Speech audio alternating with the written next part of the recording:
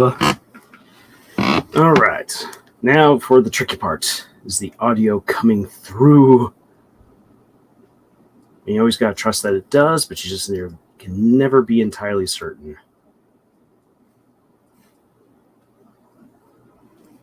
Do. Tis the audio coming on through.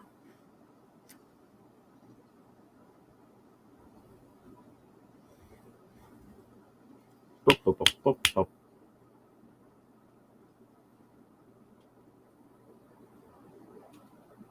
Huh.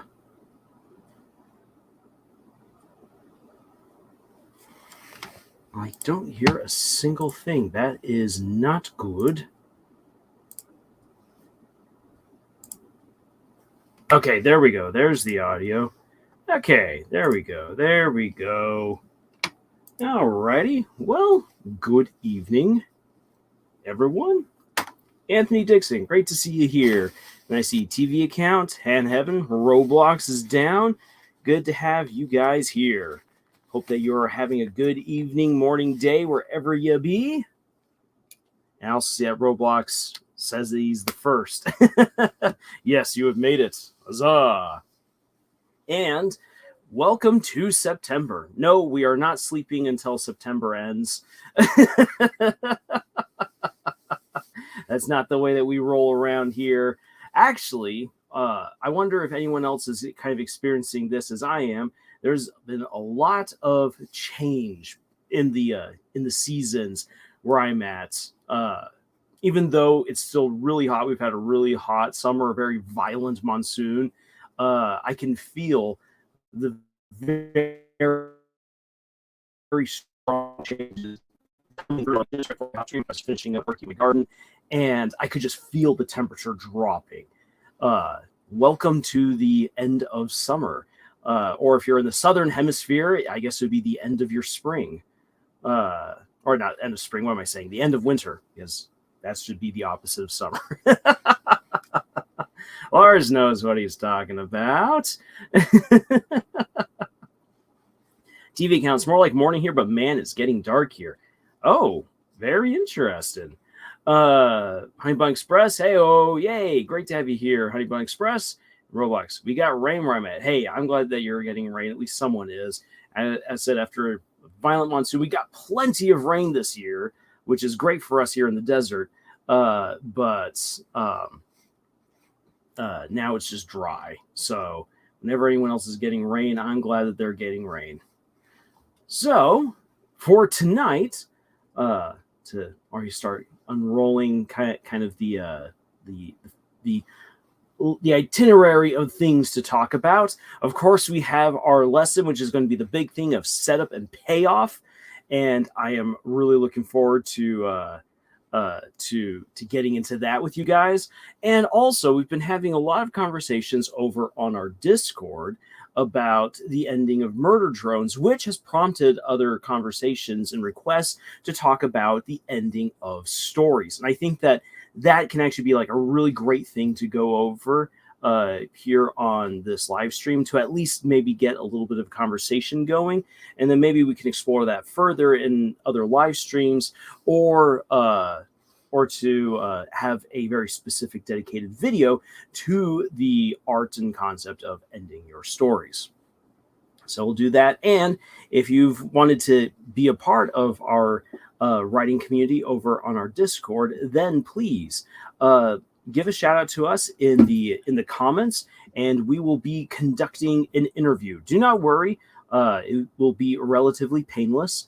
We just want to get some information about you as an author, and see what we can do to help you out, how you'll be able to fit into our growing community of novice authors, and then go on from there. So if you want to be a part of our Discord, then that is the simple, straightforward process. Think the clouds are going mad where you are, TV account? Well, you know what? I actually don't mind when the clouds get mad, because that normally means rain. Haha! At least where I live. So, shall we just get going then with right into the writing lesson tonight, or do you guys first want to start off at the beginning talking about endings? I'll give you guys a chance to quickly chime in, those of you who are here, what you think would be best to talk about at the very beginning of this live stream. And that'll give me a chance to quickly drink some water because, like I said, it's been hot outside.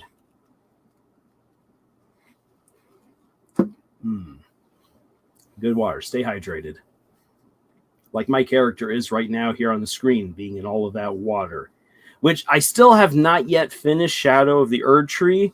It's going to take a little while.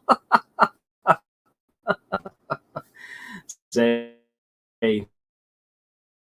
visit so many other things, and one of those things that I'm kind of slightly recovering from a little bit is writing 100,000 words last month. Whew-wee. Oh, that was a lot. Roblox says, I feel if we start at endings, this will turn into a merge run stream, so that might want to wait. Okay. We got one person who has said, and I kind of agree with that. So, we'll then transition our way from Elden Ring and me getting smacked around by that knight to the lesson. Setup and payoff. And there's a reason for the gun. Yes, I will get into that. However, before we begin, allow me to actually tell you guys a joke. Okay, then. So, here's the joke. And trust me, this is a really funny joke. You're going to love this. So, there were three brothers, each with their own particular set of skills. One was an amazing chemist who could figure out the greatest compounds and really make some spectacular things. The middle brother was a math genius. You asked this guy to do any sort of mathematical problem, and he could solve it. The third brother was an idiot.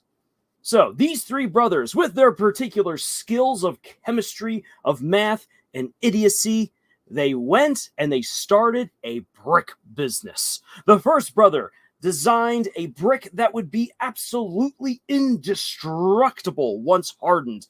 It would be the perfect building material. But that was not their only gimmick. Oh no. The second brother promised that anyone who wished to do business with them, through his mathematical genius, he would be able to ensure that they would have the exact number of bricks for whatever project they needed, no more, no less than the exact number.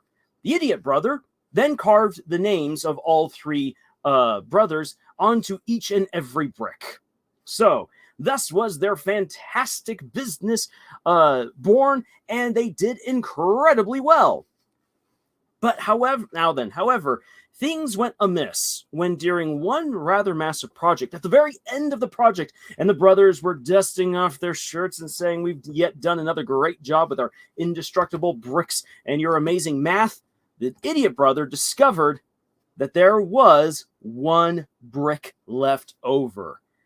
And they're like, oh no, what are we going to do? What are we going to do?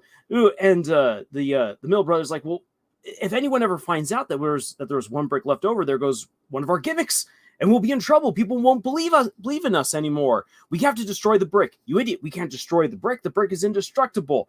But if we bury it, someone will find it later on. And because Numbnuts over here has put our names onto every single brick, there's no way that we can convince people that this isn't our brick. We'll be ruined if anyone ever discovers that there's this singular leftover brick. So the idiot brother says, guys, I have a fantastic idea. He grabs the brick from his brother and hurls it up into the air. All three brothers watch the brick go up into the air, nod their heads, and go their separate ways. Isn't that such a great joke right there? I mean, come on, at least give me your laughter there in the chat, because it's a great joke. TV Count says, don't mind getting into setup and payoff. Excellent, because that is where we are going. Well, while I wait for the audience to laugh, let's get into setup and payoff. So let us begin with a definition or definitions. Hannah says I was so lost. Oh, maybe it was a little bit too elaborate of a joke. But don't worry, I'll take the LOL. So setup is the work that you put into your story in order to make the worlds function. This includes world building and to help build up your characters. This is character development, and to pull off the twists and reveals that you've planned. This is plot progression. And so basically setup is everything you should already be doing, from creating your characters, putting them onto their journeys, giving them significant moments. If you're doing a romance, you want to make sure that you've got your meet cute and your mile markers that show that these characters are indeed deepening their relationships as they go.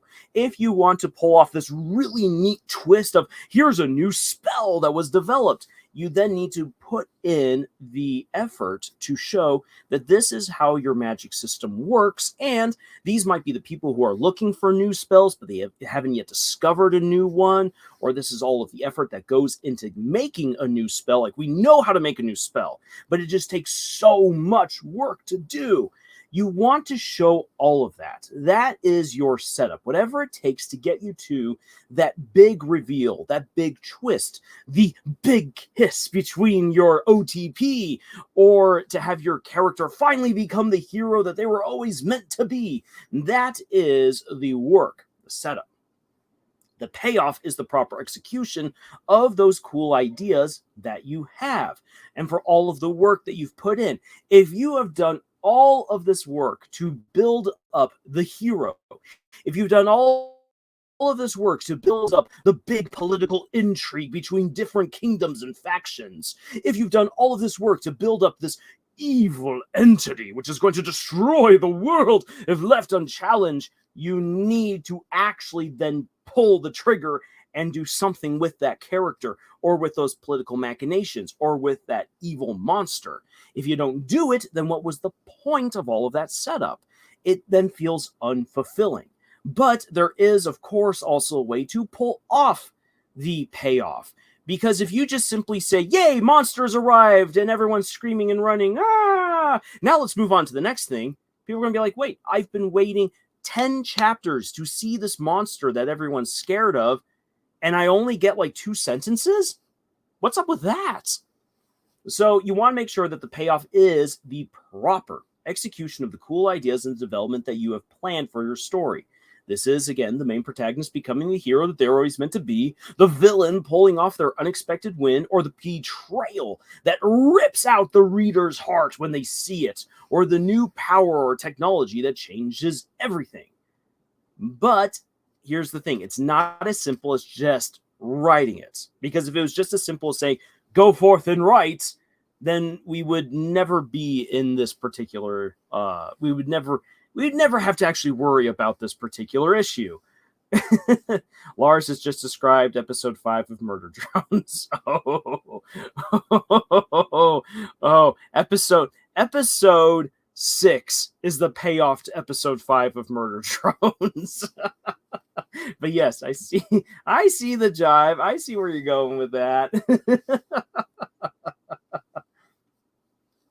So if it were just as simple as simply writing this, then Rings of Power would not suck. And this is actually kind of what inspired me to really want to talk about this particular writing lesson, is because Rings of Power absolutely sucks at doing this. So, like I said right here, you put in the work to show your characters or to show how the world functions, and you want to take time building up to it. In Rings of Power, they're all like, here's the scene. And like at the next scene, they're all like, see, we've given you the payoff to the thing we introduced in the previous scene. Aren't we awesome? And this comes to them not understanding proper setup and payoff. Then actually it comes to them probably misusing a stage play term, which is applicable to us as writers, but we use it slightly differently. And that is Chekhov's gun. Roblox is down. At least you saw where I was going. Someone at Glitch didn't. Oh, what was this about not trying to turn this into a murder drone stream right there, Roblox? So, Chekhov's gun. Most people have heard about it. If you haven't, here it is. Chekhov's gun. This is a principle of stage play storytelling. If you prominently display a gun in one scene, it must be fired in the next. The idea behind this is that if you show something on the stage, you want it to be prominent, ominous, that it has some sort of meaning, it must be used in the next scene. This is in part because stages are limited in what they can show. Because there's only so much space on a stage, you can only do so much on the stage at any one time, and there's only one visual perspective from the point of view of the audience. And because plays will go on for a long time, you're normally focusing very much on the characters and the dialogue or on the music.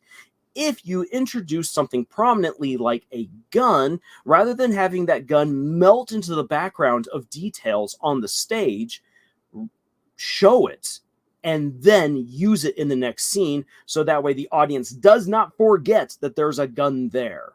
That is the idea behind Chekhov's gun. And it is, again, that is very wise storytelling for a stage play because of the limitations that stage play storytelling has. However, you do not want to use your own Chekhov's gun as a writer that quick. So for us as authors, whether we are writing books, shows, movies, comics, etc., we want to take the concept of Chekhov's gun and string it out a little bit longer. That is very important. That's very key for us. Stormcrow says, hey, Lars, hey, here's my setup and payoff. Setup, I'm going to turn off Rings of Power. Chekhov's gun. I'm going to point my gun at my TV. Payoff, I'm going to shoot my TV. Unpaid writer right here. Don't destroy your TV. It didn't do anything wrong. And you'll be out of a TV, which is expensive. Okay, then. So, for us then to think about this as writers, for a Chekhov's gun, if you have a twist in mind, think of your twist as the gun. You want to use it, or the great moment where your character does something awesome or becomes someone awesome. You want to think of that as your Chekhov's gun. You want to use it. Don't use it in whatever point of doing anything in your story. So, as you then think about, how do I then build up to that moment where something big is going to happen? Like the big reveal, the big twist, the big death, the big heroic moment, the big villainous moment, the big magical moment, or whatever it is. Your Chekhov's gun, how do you then introduce it and build up to it in such a way that it is not lost on your audience? This is where we then get into the craft of setup. It is a process of patience. Stormcrow, it was a mercy kill. That poor television. Hey, Arts 1984 is here. Great to see you here. And John Wells is back as well. Great to have you here, John. And John says, Zack Snyder's Superman movie struggled with all payoff and no setup. Oh. Ooh. You know what, John? I can see that. And actually, if you're willing to put that into the chat, at least give us some quick breakdowns of some of like the big moments that Zack Snyder's like, see, here's the payoff, but without the setup, that'd be swell. I'll read it because I'm actually going to give you guys another example of actually really good setup and payoff here in just a bit. So, setup is a process of patience. To a more long-form story like a novel or a long show, you want to make sure that you are properly cooking what you want to present. It's like a meal. If you undercook the meal, it's not going to taste it's not going to taste good. You want your audience to be invested and be intrigued in what you're doing. So, for instance, you're building up to that big smoochy smooch moment in a romance. And this is what you've been waiting for. You yourself feel a little hot under the collar as you think about this kiss scene. But your audience is not going to be impressed with just a simple kiss unless you put in the work to show why that romance matters. So the setup in that case is get to know the one character, get to know the other character. What is their meet cute? How did they meet? How did they start falling in love with each other? What are some of the miscommunications along the way? What is their flirtation like? What's their first date if they have one? What is that like? And guide us to that first kiss and why that's such a big deal, if it is supposed to be a big deal within your story. Roblox is down, says, what if we make the gun so hard to find and then no one is expecting it? We have the gun come into play. It's funny because no one knew the gun existed. There are stories that do that. There's one in particular that I have in mind, which, yeah, I'll just say it right here because everyone should read this. The Beyonders trilogy. There is a great moment of payoff towards the end of the book, and it is so well done. If you have not been paying attention to stuff throughout the trilogy of books, the ending makes no sense. The big wow twist. If you have been paying attention, holy cow, when it's revealed what's actually going on, it's like, oh my gosh, how did I not see this earlier? But you did. It was presented to you in such a blink and you miss it moment. So you can do that where you make the gun so hard to find. But here's the thing, Roblox, if you're going to introduce the gun and make it hard to find throughout your story, you want to make sure that there are little references to that gun throughout that are just such a blink and you miss a moment that most people won't realize what just happened right there.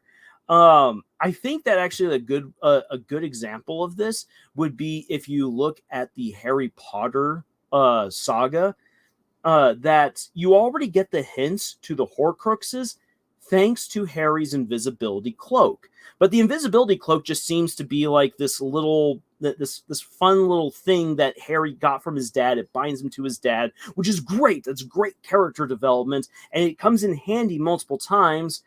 But throughout the series, there are little hints here and there dropped that the invisibility cloak is more than what it seems. And then when we get to the Deathly Hallows, and then you're introduced to what the Hallows are, and it's teased that Harry's the invisibility cloak might be one of them. That's you're like, wait, what? Oh, it's a cool moment. And it rewards you if you've been paying close attention to the small details within Harry Potter. Stormcrow Hentai is better set and payoff written than Rings of Power. Stormcrow, why do you torture me with such truths? Because that's awful. It's so true. Arts, a possible setup. I know this is me predictably predictable, but Susie's ultimate heal comes to mind. Toby indicated that the ability will get better over time, so it can be vital in a later chapter. I like that, Arts. That's a good example right there. And it's in a fun little moment where it's introduced, it's played off as a joke, and yet it is actually something that you can use. And Tobia said, keep an eye on it. And as we see it grow and be utilized throughout the games, it could end up being something very special and very cool later on. So we've got our introduction. As you play the game, depending on how you play the game, it can build really well. I like that. Dorcas Daydream says, what if we're trying to set up and pay off a kiss scene between the main couple in a show where romance isn't the main focus? Is that any different than if it was the romance genre? Dorcas Daydreams, that is an absolutely great question. And the answer is yes, it is actually the same thing. Let's say that within your story, that romance is definitely not the main focus. It is a little subplot off to the side. What you then want to do is you then want to describe in other scenes, like what's going on in the background. So let's see here. Let's say I'm talking about a team of superheroes, and I'm just spinning this yarn right here off the top of my head. Let's say you're talking about a team of superheroes, and within this team of superheroes, there's two characters who begin falling for each other. And you could then have like a little scene where, let's say, like if one of them is the main character, they have like a moment where they're speaking with their new potential love interest, and they realize, oh, so and so is really cute when they're doing that thing.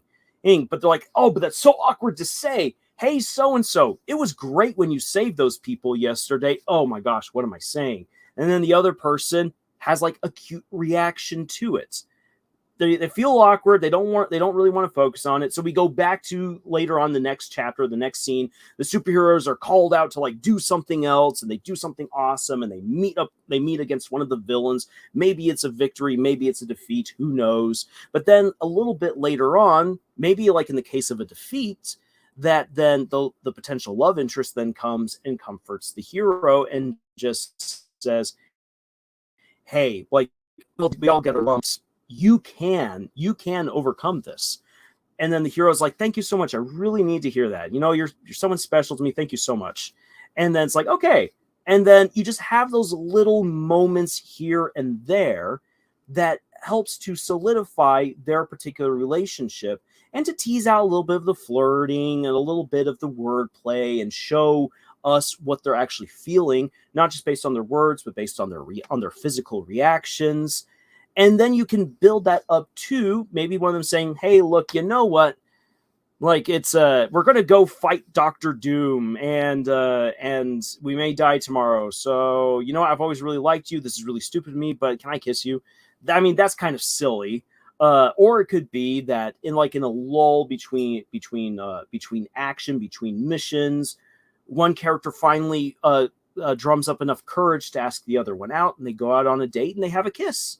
And that then is the payoff for all of these little scenes that's led up to that moment.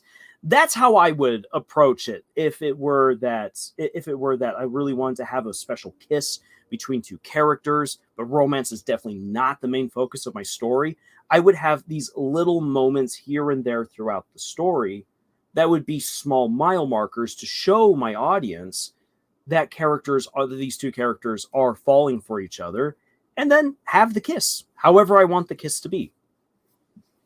Camille says, this is a good reminder that I need to read Beyonders again. Yes, it is. And we are going to talk a little bit about Beyonders later tonight. Dark J Dream says to 1984, oh yeah, because Susie is awesome.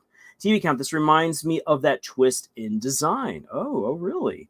Stormcrow, because sometimes lies aren't good enough. Sometimes people deserve to have their optimism broken. Oh, that is the exact opposite of how Batman treated the revelation that Two-Face was Harvey Dent in the Christopher Nolan trilogy. Demarcus Adrian says, funny you should mention superheroes. Ha ha ha. Roblox is down. I don't get why the main character is always the one getting a girlfriend. Not always. There are definitely some stories where the main character doesn't get a girlfriend. And you know what? Sometimes it's a whole lot more fun to actually develop the side characters having a fun little relationship than for the main character. So, like, for instance, in my book, The Monarch Mercenaries Autonomy, the two romantic couples are side characters. It's not the main characters.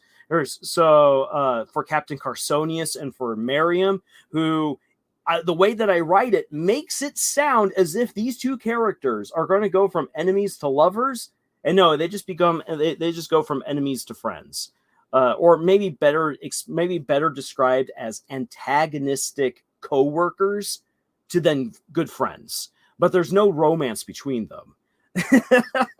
The romance is with the other characters. And that was fun to write. That was a lot of fun to write because it allowed me to just have absolute fun with the main characters and not have to worry about building up any sort of romantic tension with them. And any romance that I did feel like putting into the story, I could put there on the periphery in these other little scenes. And so that was fun. So yeah, you don't always need to give the main character a boyfriend or girlfriend. You can, if you want, have a little romance off to the side. Absolutely fine. TV Count says, I mean the twist involving the left hands. I don't know what you're talking about there, TV Account. I'm sorry. John says, one example is Superman and Batman's big fight. The ending where Batman has Superman by the throat falls flat in many ways. Batman has been killing left and right, so his resolve to kill Superman doesn't hold as much water because he's already been killing. Yes, that's a good point right there, because Batman shouldn't be going around killing people. This Batman does. The fact that he doesn't kill him also doesn't sit well, because Batman hasn't had much conflict about being a murderer. This Batman was never... ... I'll wait for the next bit.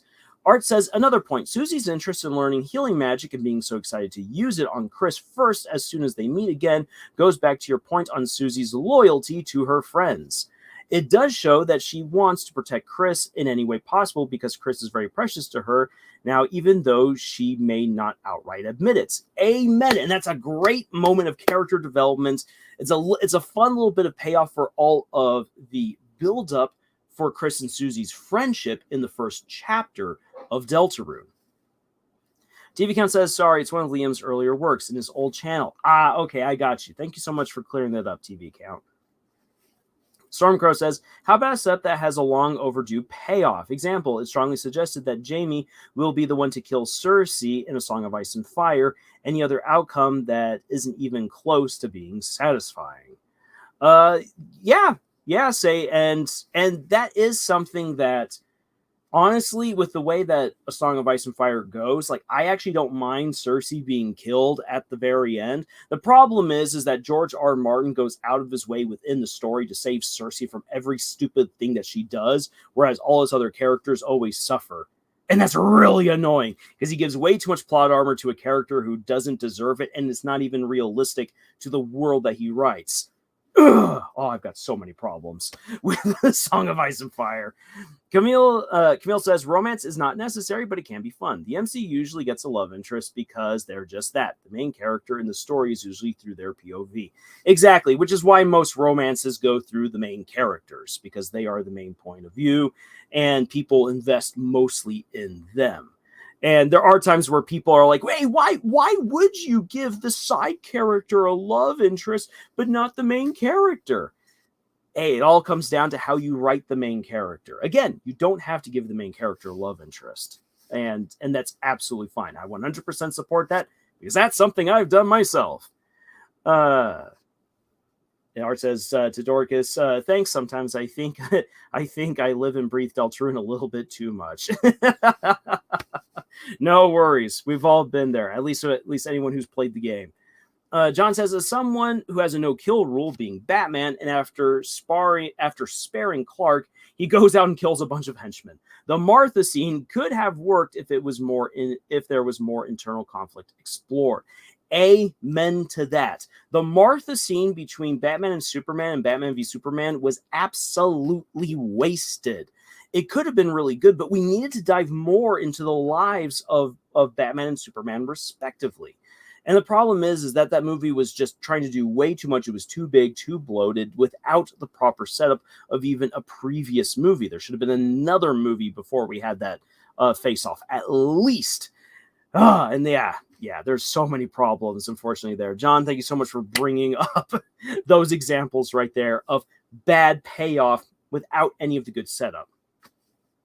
Lars, video idea: make a Cersei rant video. TV Cersei is way too humanized compared to the female Morgoth of book Cersei. Amen. Oh, it frustrates me to no end that people who've only watched the show think that Cersei is not all that bad. I'm like, you have not read the books. Oh, you have not read the books. She is such a piece of scum. I will not curse here on this live stream. John says Mad Max and Furiosa didn't need a love story. That worked beautifully. Amen. I love it. The respect that Mad Max and Furiosa show each other in Fury Road is the end goal, and that is fantastic. Oh, it works so well. Worry not, friend. I will suffer the same affliction. TV. Are there different types of setup and payoff? There are TV accounts. There's all different kinds of setup and payoff, and we'll get into more of that. Camille says, Batman in that film felt very surface level, way too rushed. Exactly. Now then, so TV accounts. Here is another example of setup and payoff. So let everyone learn about the magic system before discovering a brand new spell. So let's say for instance that and actually here's a good example. If any of you haven't yet seen Wisteria Wand and Sword, it's an anime that's been premiering this season. I recommend watching it. There's a lot of problems with the show, but it's also a lot of fun to watch. And I definitely intend to do a video on it because there's a lot to talk about. But within that show, there are various schools of magic.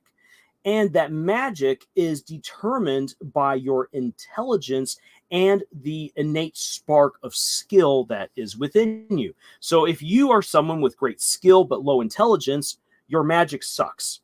If you're someone with tons of intelligence but no skill, your magic sucks. You need to bring the two of them together in order to be a great magician.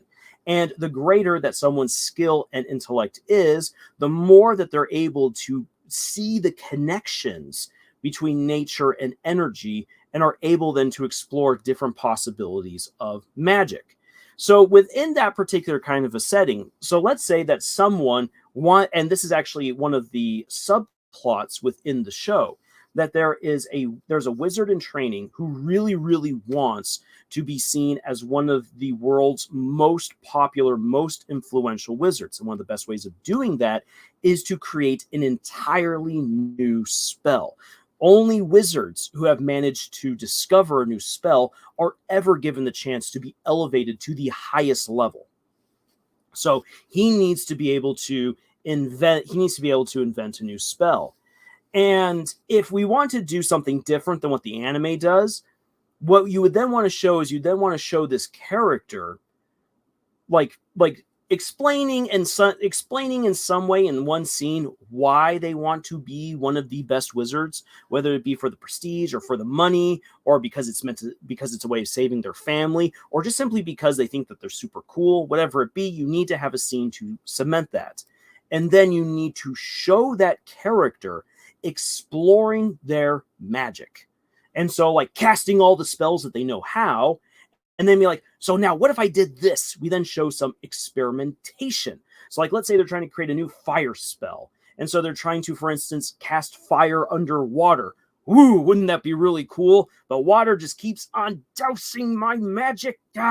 Okay, then what if there are material components to the spell that would allow me then to cast my fire underwater? And so the character begins to experiment even more. Maybe they have a couple of breakthroughs, but they don't quite have the spell just yet down right.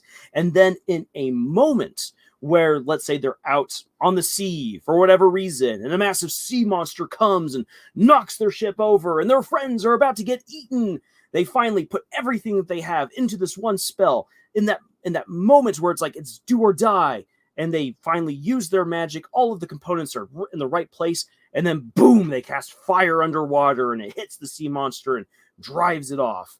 That would be a proper setup and payoff for a character trying to do something really incredible with their magic. So there's another example of good setup and payoff. You want to build up to that awesome moment for that character. Or if you want to have the villain doing something where they're absolutely able to devastate the hero, you need to show the villain doing everything necessary to undermine the hero. So like the villain is like, I've discovered the hero's secret identity, but I will not strike just yet. Oh no. I am now going to investigate their family and friends.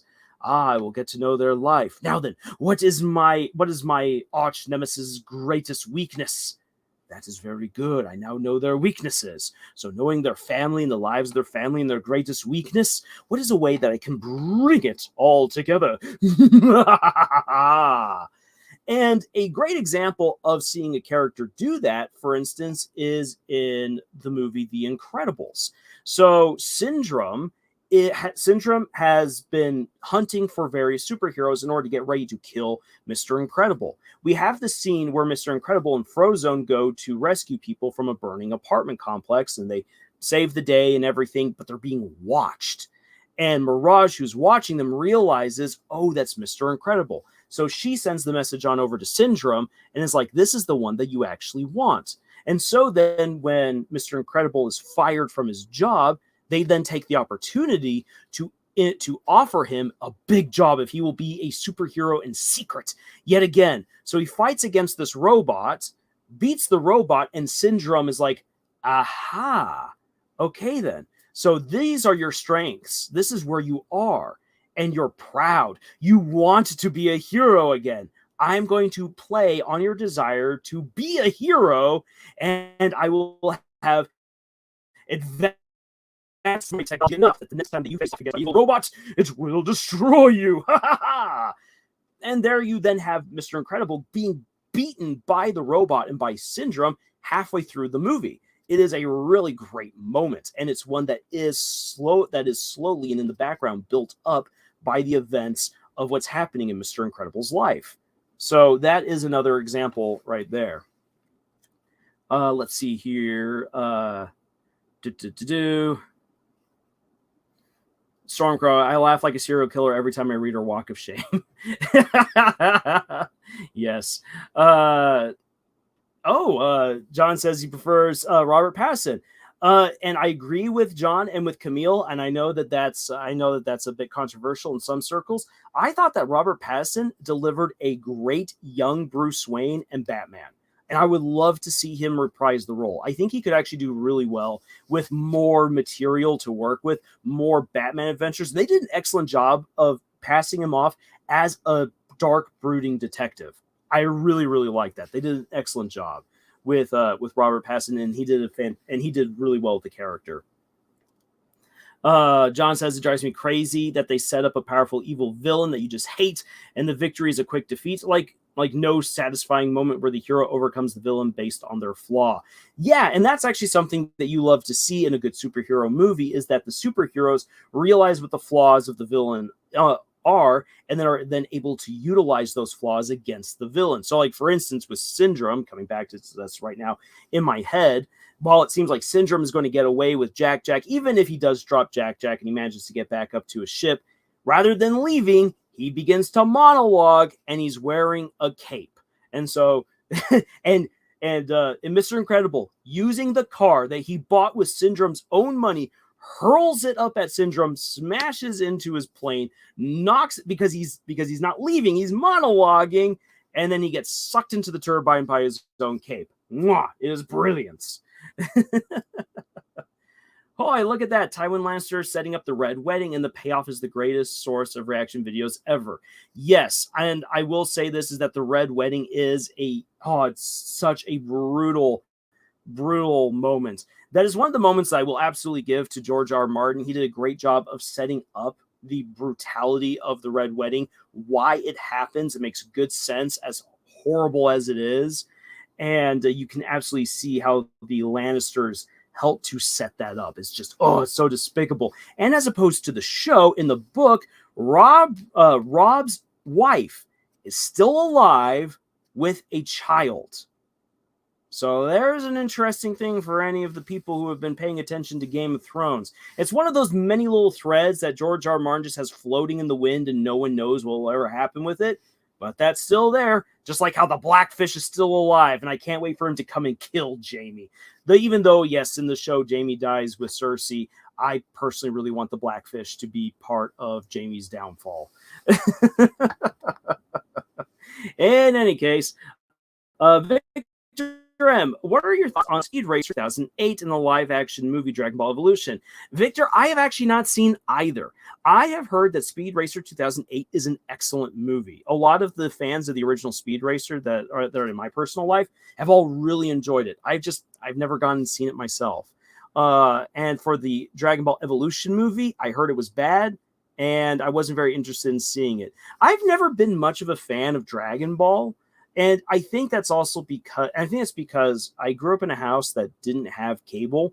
so there was no way that I could ever watch it unless I went over to a friend's place. But the friends of mine who had cable always wanted to watch something different other than Dragon Ball. So I just never got into it as a kid. But the anime that I fell in love with as a kid were, of course, Pokemon, Digimon card captors, which led into Yu-Gi-Oh! And that just takes you on a very different trajectory than watching Dragon Ball Z. John says, but instead they must be taken out in a relatively painless manner, like Blofeld in No Time to Die. Stormcrow, Robert Pattinson's Batman could have been better if Victor Zsasz was the villain for that movie.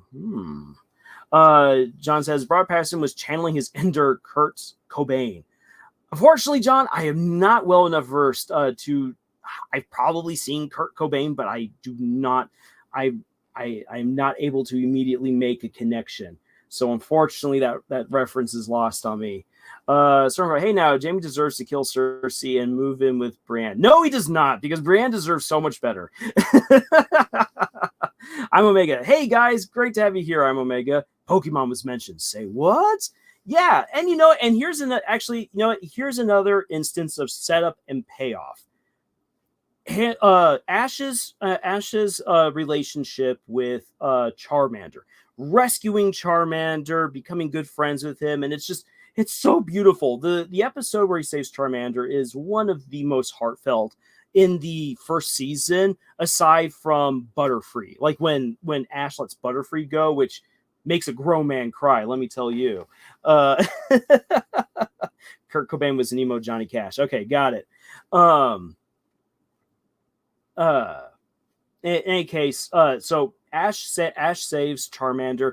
They have a great relationship. Charmander evolves into oh crud. Charizard is the third. Why am I forgetting the middle one? Charmander, is it Charmeleon? Yeah, it's Charmeleon. Charmander into Charmeleon. Charmeleon is like a teenager, is an absolute jerk to Ash, and then when he evolves into Charizard, it doesn't get any better. And so you have all of these episodes, which are mostly played off for laughs, where Charizard just burns Ash and doesn't do anything unless he feels like his opponent is really strong. And then in the second season of Pokemon, when they go to the Orange Islands and Charizard gets frozen and goes back to that first moment, like when he was just Charmander and nearly died out there in the rain, and Ash completely rubs his hands raw trying to save Charizard from being frozen and nearly dying in that block of ice, and thereby he wins Charizard's undying loyalty. All of that adventure leads to Charizard being just an absolute champ and being the Pokemon that helps Ash out in some of his biggest battles.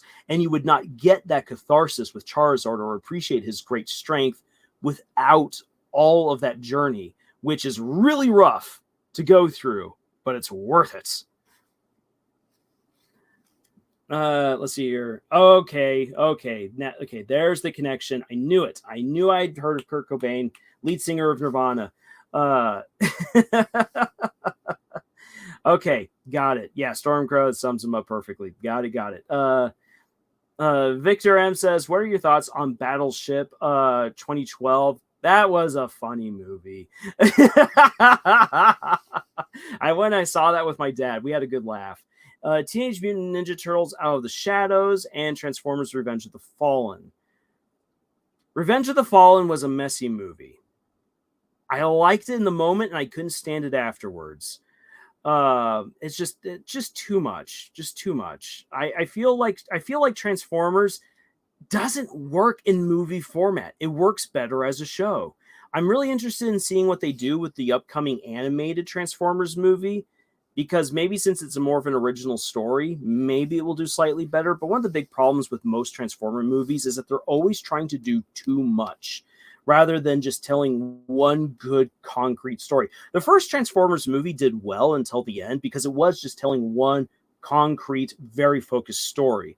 Them killing off Megatron at the end of the movie was a bad move. It should not have been done. Megatron needed to cut his losses and leave. The Allspark something else needed to happen to the Allspark to set up the next big confrontation, because after that, things just started snowballing into weirdness. So yeah, that's my take. I hardly remember Out of the Shadows. I remember going to see it, and I think I might have written a review on Facebook for it, but I do not recall it beyond that. Roblox is down. One example of setup and payoff is episode 1, Phantom Menace, when Senator Palpatine meets young Annie. Then 2 movies later, you get Hayden Christensen with his legs cut off. Yeah, you know what? For all the faults that we can attribute to the prequel trilogy of Star Wars, there is great setup for how Vader becomes Vader. Is it necessarily the way that people would have envisioned him becoming Vader? No, not really, but it works. It actually does work pretty well. Okay, so let's move on from this slide because we've had enough we have enough talking about that here. This is where I want you guys to already begin thinking a little bit about your own story. Right now, what are one of the big reveals to any story that you are currently writing or that you have in your mind? You need to understand how you build up to that. So what I want you to do, and you don't need necessarily do this right now, but this is very helpful. Have a list. What are the things that must happen within the story, and what are things that the audience must know in order for that payoff to work? And we're going to talk about how to do good payoff here in just a moment. But take the time to think about, okay, well, how would this work out? So let's actually take Roblox's example right here. Let's get to how we get Darth Vader. So our very first thing, we have Jedi on the run from the Trade Federation. They must stop at Tatooine. At Tatooine, the Jedi, or mostly Qui-Gon Jinn, meets Anakin Skywalker and realizes that there's something special about him.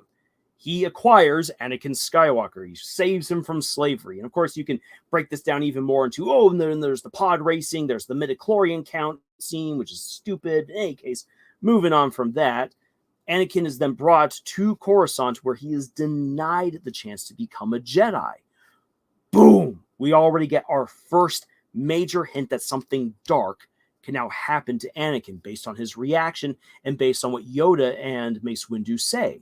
So that's something very big and important right there. However, Anakin goes back with Qui-Gon and Obi-Wan to help save the planet of Naboo, becoming one of the big heroes of the battle, giving the Jedi a moment to reconsider him. And thanks to Obi-Wan's insistence, he becomes a Jedi Padawan. Boom. Then in episode 2, we get all of the awkward stuff between him and Padme. Oh, that's a badly written romance. Lars is a midichlorian denier. I am, because the force is an energy field that surrounds us and binds us. Luminous beings are we, not this crude matter. That is what it is. It is not little things living in your cells that somehow speak to you, because then everyone should be able to hear it. Good morning. Just woke up. Hey, great to have you here. In any case, we have all of the stuff that happens between Anakin and Padme. We'll just put that off to the side and say we'll rewrite that better one day. But Anakin must help save Padme from the Trade Federation, or trying to assassinate her, which leads them to going to Naboo. Him then having his vision about what's happening to his mother, Shmi.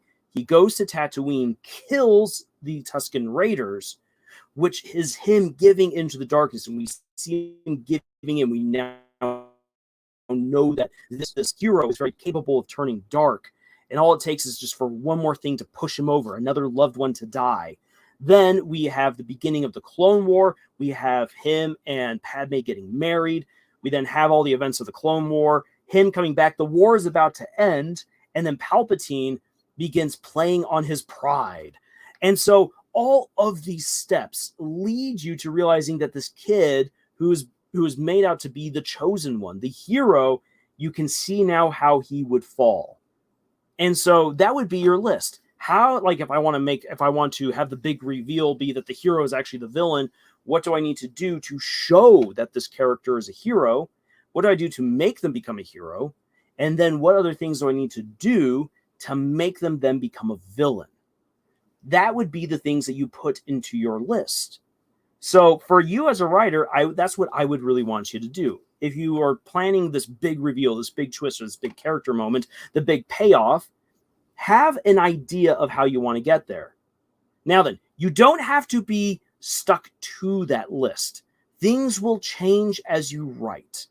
And that's just going to happen naturally. Don't be upset with yourself if your list of events and qualities changes as you're building up to that big moment.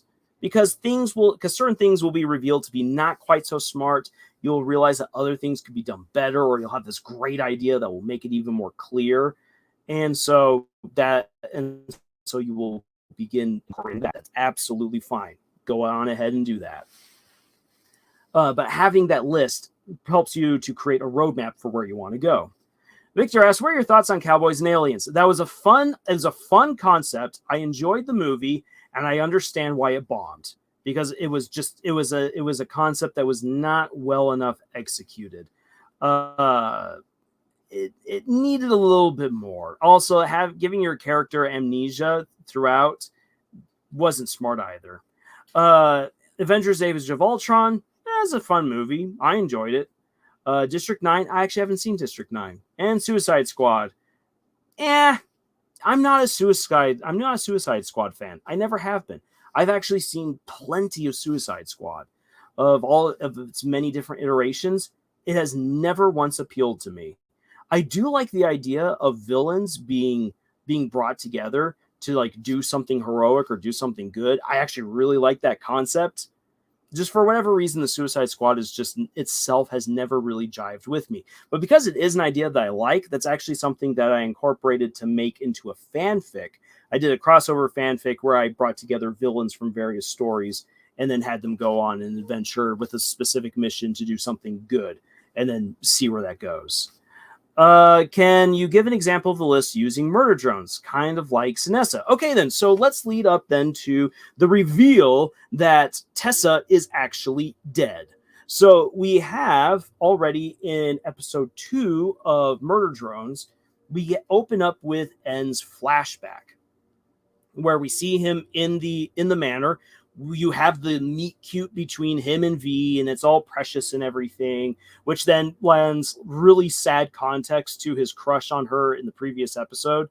In any case, that moment is busted up by Jay, who her teasing is then busted up by Tessa arriving. So we're introduced to Tessa, and then you have this other drone pop out from behind, and it's all weird and creepy.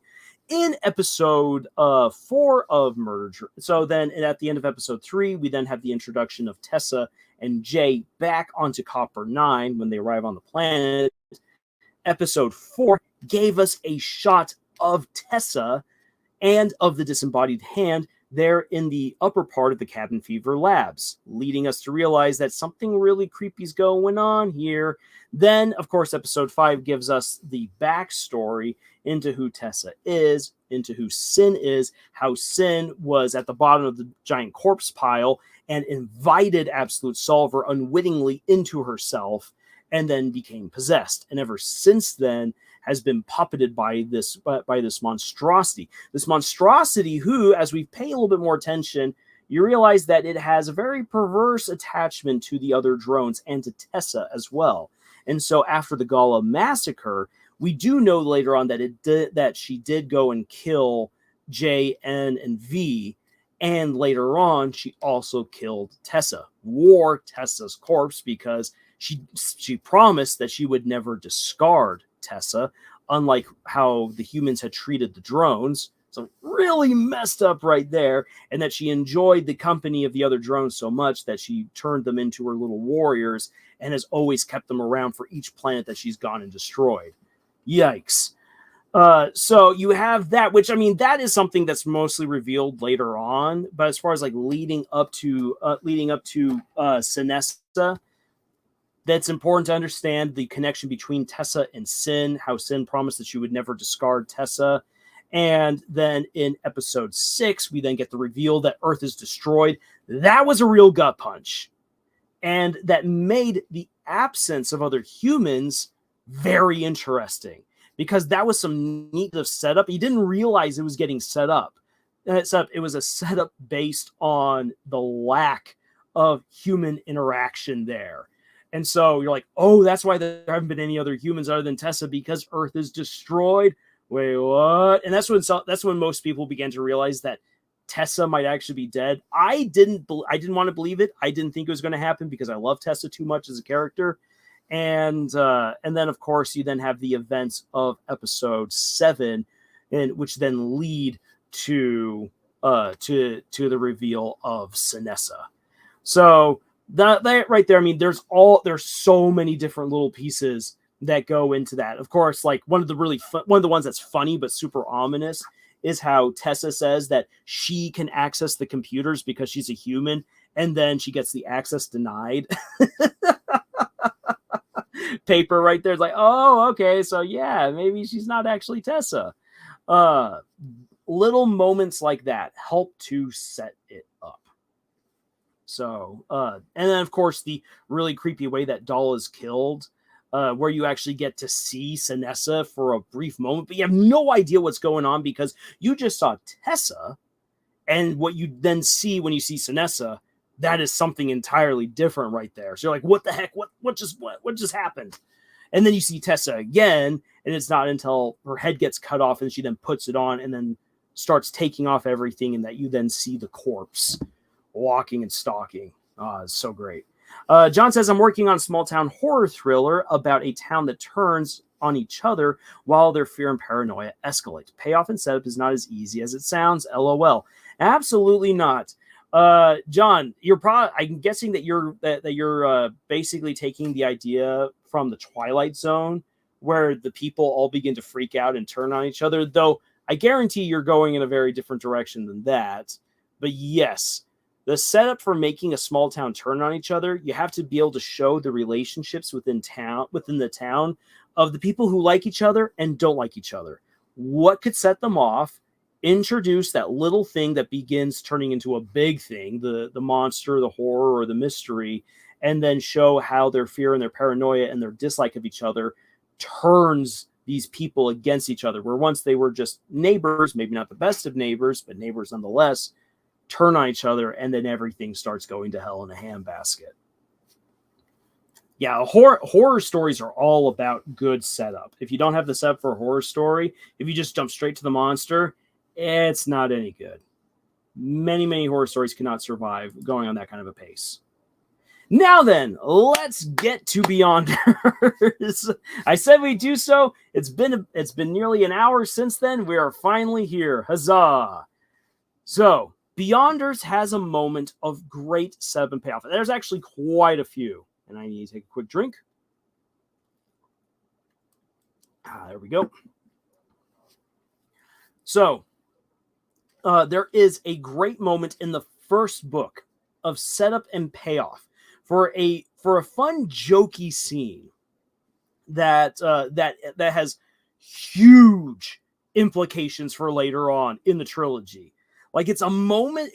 The moment in of itself is actually set up for other big things, but it is a setup moment that's actually payoff for a bunch of little things that had happened previously. And so I'm going to show you guys what's going on there to provide an extra example of what you might want to do within your own story, of what you might want to do in terms of plotting out your own setup and payoff.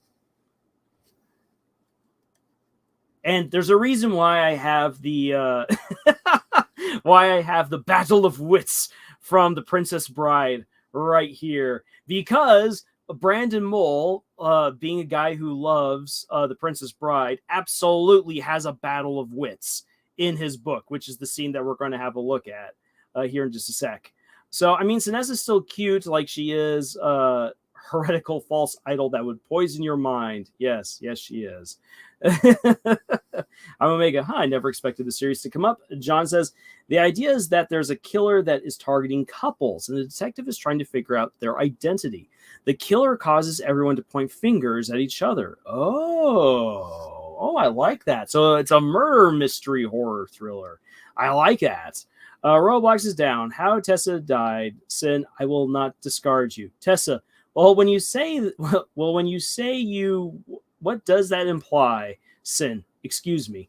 Tessa, well, by what you said, there's a lot that I could There's a lot that could mean, so can you clarify sin? Oh, I know what you mean. Tessa. Cool, so dies. Sin.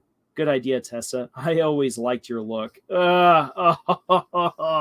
Leading to putting the bow on Uzi's head there at the very last moment. You look cute. Have you considered trying a bow?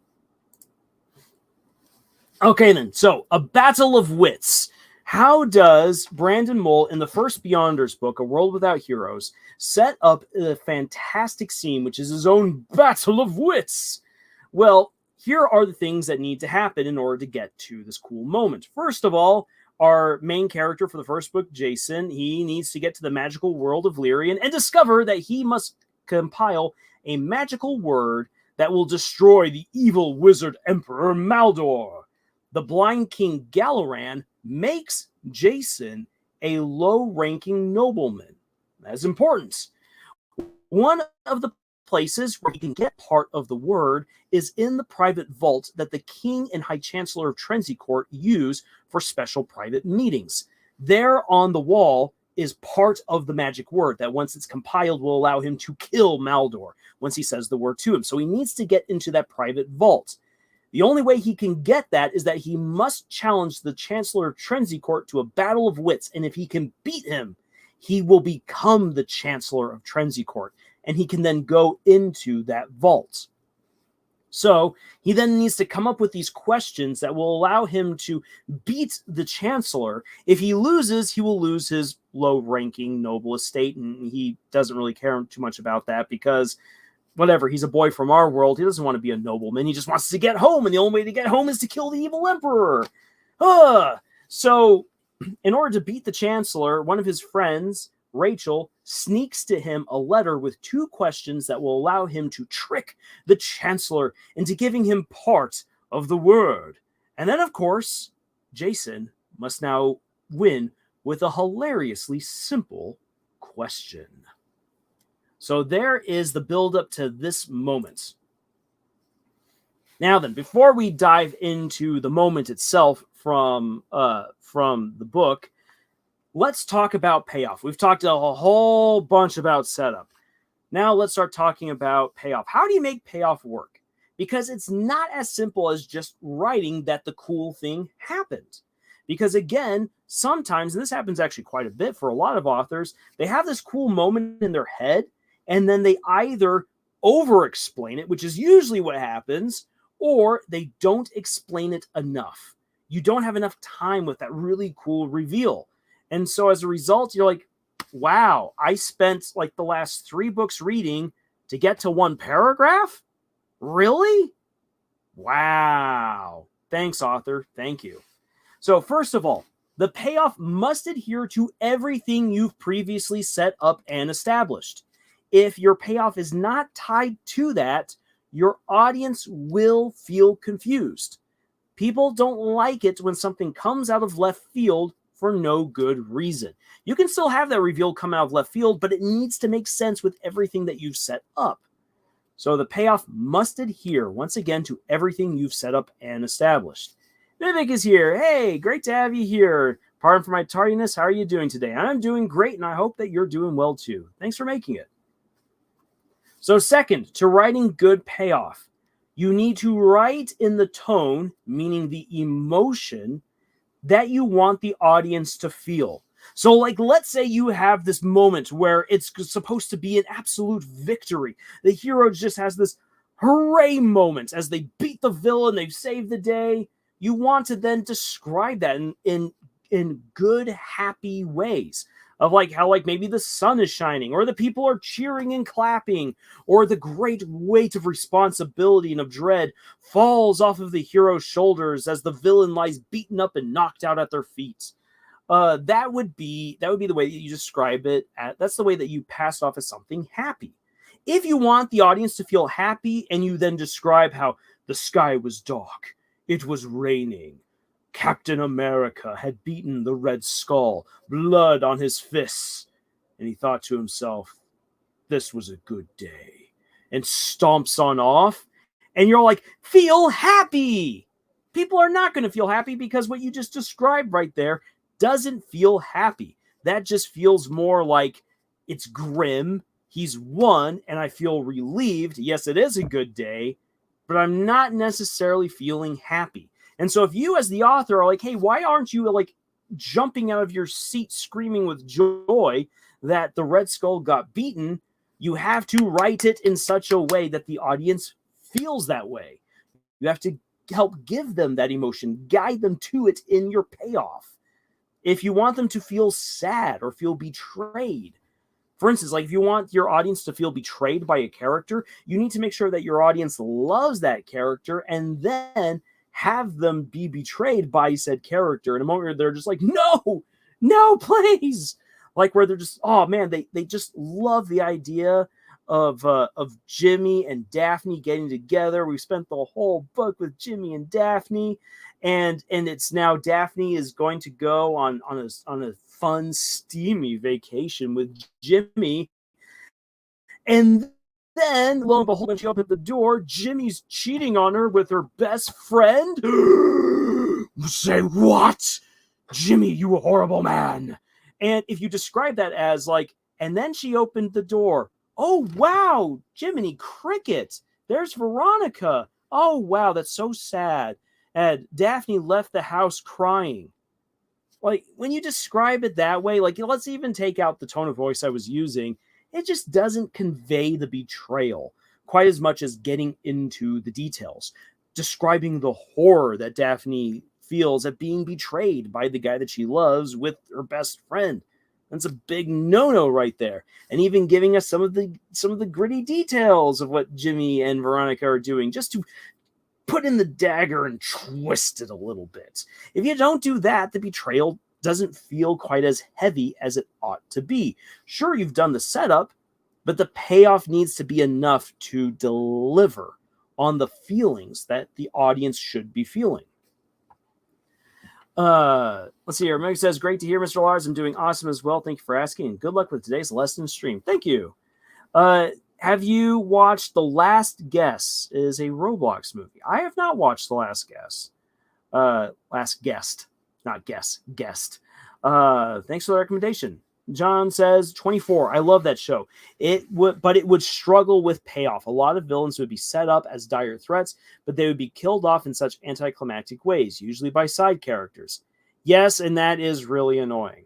Cheating on her with her best friend is a strangely common trope ever. Yes, it is. And sadly, because it happens quite a bit in real life, which is also just really sad and depressing. I've had actually all four of my sisters have been cheated on by their boyfriends at some point in their life with their best friend.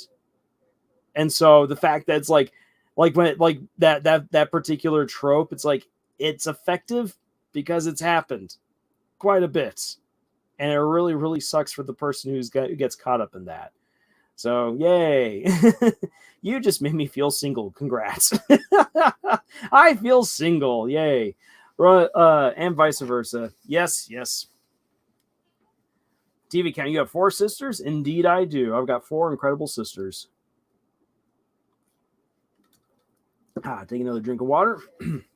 So, remember, payoff must adhere to everything that you've set up. Second, write the payoff in the tone or the emotion that you want the audience to feel. Third, do not go purple prose. Again, there is a tendency to put in too much detail. You do not, for instance, for the great romantic kiss, maybe like a paragraph, like just say, like, I know it's cliche, like if you're saying it from the character's point of view, I know it's cliche to say that, like, that sparks were flying, that there were fireworks, but something was happening, and I saw fireworks behind my eyelids. It was so great to kiss her. To kiss her. Yes, lips feel weird against other lips. I don't know why people describe kisses as either tasting minty or foresty, but it was a great kiss. And like a moment like that's kind of funny. It's a little bit self-aware, but for the reader, you get the sense then that the POV character feels relieved. It's like, I got the kiss. It's amazing. And then you dive like into like another like brief paragraph just like of the happiness, and then he sees that his kissing partner's she's got her foot popped up all cliche like, and it's just great. We're so happy. And then we're moving on. It's like, oh, well, now what do we do? Blushy, blushy. I guess we now hold hands. What do you mean that we kissed before we held hands? I don't know. I don't understand what love is. And then giggle, giggle, giggle, and you move on through the scene. I mean, you want to have that. You want to have that fun bit of catharsis right there. Or like, let's say that the hero is battling his way through the enemy army, slashing his way with his amazing sword. And he fights then against the man who killed his father and older brother, and they're dueling their way, ching, ching, ching, with magical swords or whatever. And then when he finally manages to like get him, like the villain pushes him over, puts his boot there onto his neck, kicks the sword away, and then the hero pulls out his knife, stabs into the man's ankle. He lifts away. He then grabs up his sword, stands up, and in that same fluid moment, slices him in two. And then, like he belts out his victory blow, his victory roar as the man falls into pieces before him. All the army stop to watch as we never thought that the villain could be defeated. And then the hero raises his sword and he's like, let the fighting end now. And then you have a couple of moments of just wrapping that up and then leading into what will then be the falling action for that great journey. And of course, you want to describe how the guy feels so relieved, maybe excited or at peace, or maybe even a little bit disturbed. However you want the audience to feel, you got to make sure that you describe that. But you do not need an entire page describing how the sword rips through the villain and how he falls into pieces. You can do that with just a couple of sentences, maybe even just one very powerful sentence. So you want to make sure that you're to the point, you're not getting too purple prosy, but also you don't want to make it where like everything, like fighting to get revenge, is all just like two sentences and then we move on to the next thing. No. You want to make sure you're spending the proper amount of time with that payoff moment, so that way the audience can revel in that emotion that they should be feeling. Fourth and finally, make sure that you're getting beta reader feedback for your payoff moments. You need to hear from others if the payoff matches the buildup, if people are reacting the way that you want them to react. Because normally within our own heads, everything makes sense and it's going to work out really, really well. And when you read it, you're like, yes, I did it. It's amazing. Ha ha. And then when you hand it off over to your beta readers, they might say, I don't get it. And if they don't get it, you need to find out why they don't get it. So that way you can make that payoff moment work the way that it's supposed to. Roblox is down. Anything then they kissed is already too much. If you're writing for kids, yes, it is, Roblox. If you're writing for teenagers and above, no, it isn't. But then again, it all depends on the story that you yourself want to tell. I'm not going to tell you what you should do with any sort of fantasy or fictional kisses. But for most people, if they're reading something that is above middle grade, meaning middle school range, then they're probably looking for a little bit more than just simply they kissed. If it's middle grade or little kids, normally for most kid books, they don't kiss because little 8-year-olds kissing each other, that just sounds weird and whatnot. But if they're like, oh, we're now best friends, they hold hands. If it's middle school, they kissed, blush. We're now moving on to the next thing. Most publishers and editors will not allow you to have any more than that. So payoff is about the fine balance between formal and informal explanation of the scene. Yeah, that's actually a very good way of putting it. Oh no, that's horrible. I'm sorry that happened to all your sisters. Yeah, I can't imagine the trauma anxiety that came with that. Hope they're doing better now. Cheating is not good at all. That's true. I can confidently say that all 4 of them have moved on. For one of my sisters, it was pretty bad, but hey, she's married, she's got 4 kids. That's years ago now. And for two of my other sisters, they dodged real bullets because of that. So I mean, it wasn't good. It wasn't good going through in the moment, but I can confidently say that all of my sisters have moved on from those moments. So that is good. John, I would say one of the best payoffs is at the end of 7. The bad guy wins in brutal fashion, but the main character finds a reason to keep fighting. Oh, 7 is another movie I haven't seen, so I will take your word for it. I've not seen it, but I've heard great things about it. Roblox is down. If your beta readers don't get it, then you need new beta readers. No. You want to talk with your beta readers to find out why they didn't get it. If your beta readers can't explain why they don't get it, then get new beta readers. Jiraj is asking, what are we discussing? Hey there, Jiraj. We are right now discussing the concepts and practices of setup and payoff within your stories. Have you ever felt single? Oh, yes, I feel single every day. Thanks for asking. How do you wish to write someone feeling single within your story? Oh, we're moving on from that.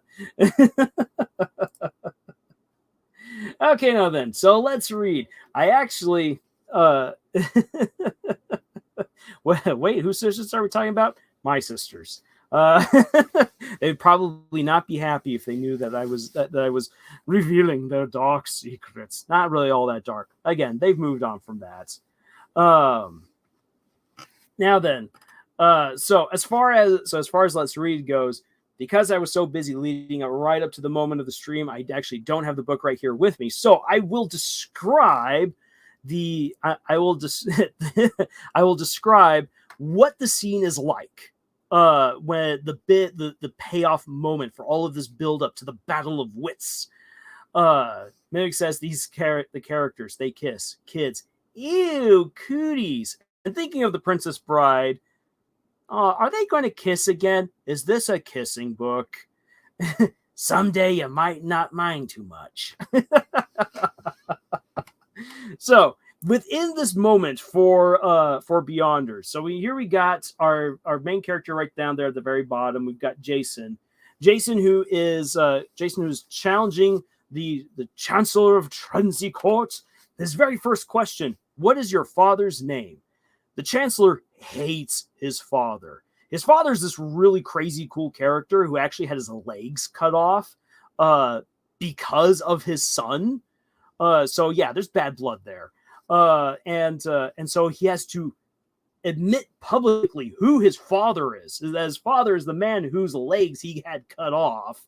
And so that's kind of a little bit dramatic, and that's meant to get the Chancellor off balance. But the Chancellor keeps his cool, though he's pretty pissed at Jason. And so then Jason's next question is, what are the words above the vault door that you and the king go to? So that way, even if he loses in the third question, he should have the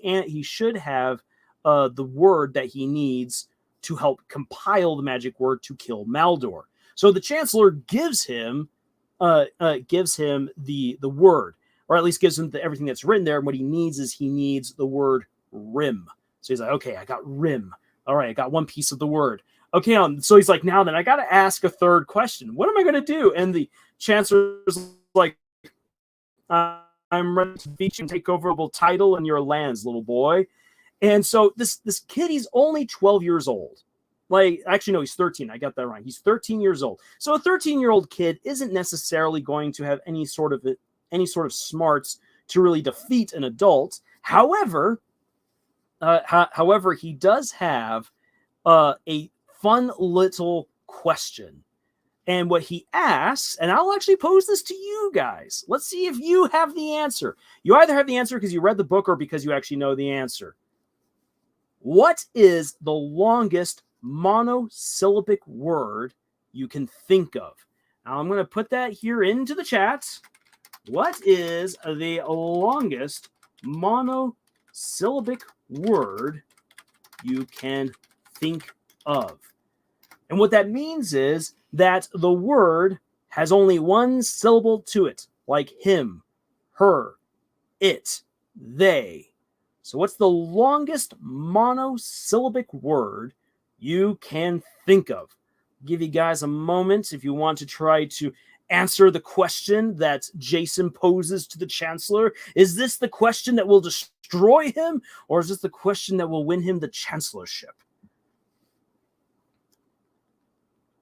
Right. If you gave me a new book idea, Lars, and the sister moment before disaster. Oof. Gerard, Gerard, I really do appreciate your attempt right there. That is a fantastic right there, but unfortunately, is still just 2 letters, so it's not the longest monosyllabic word. Great try though. PewDiePie won when he sees a kissing scene. Simp. PewDiePie. Haven't heard that guy's name in a little while. Let's see. Will anyone else potentially have the answer to what is the longest monosyllabic word you can think of?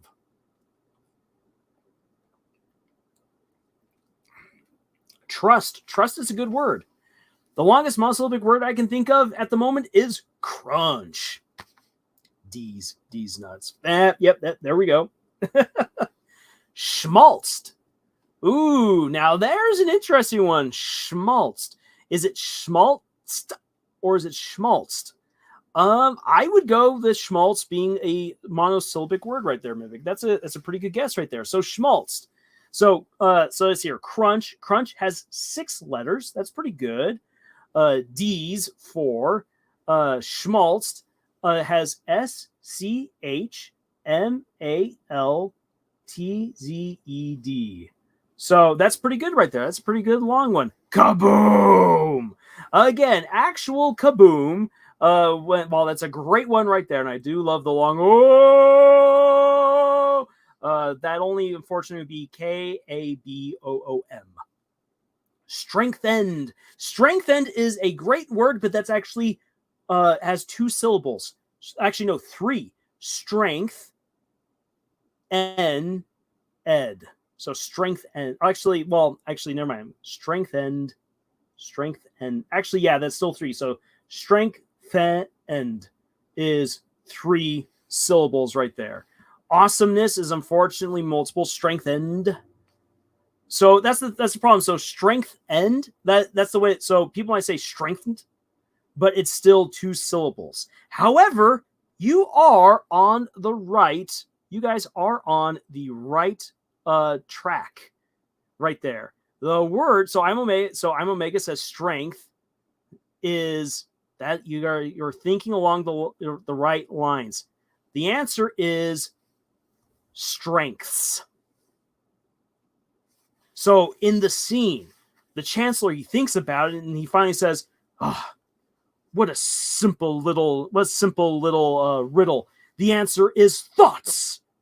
To which then Jason says, obviously, this game isn't one of your strengths, and beats the Chancellor. Now then, Mimic put up a pretty good one right there with schmaltzt. Right there with 10, which just muscles out. Let's hear. So strengths. STRENGHTS. 9. Schmaltz gives you 10. Rachel beats it with squirreled. So the word strengths is what beats the Chancellor and wins Jason the Chancellorship. This is a fun little moment right there, and like how the Chancellor's like thunderstruck. He's like, what?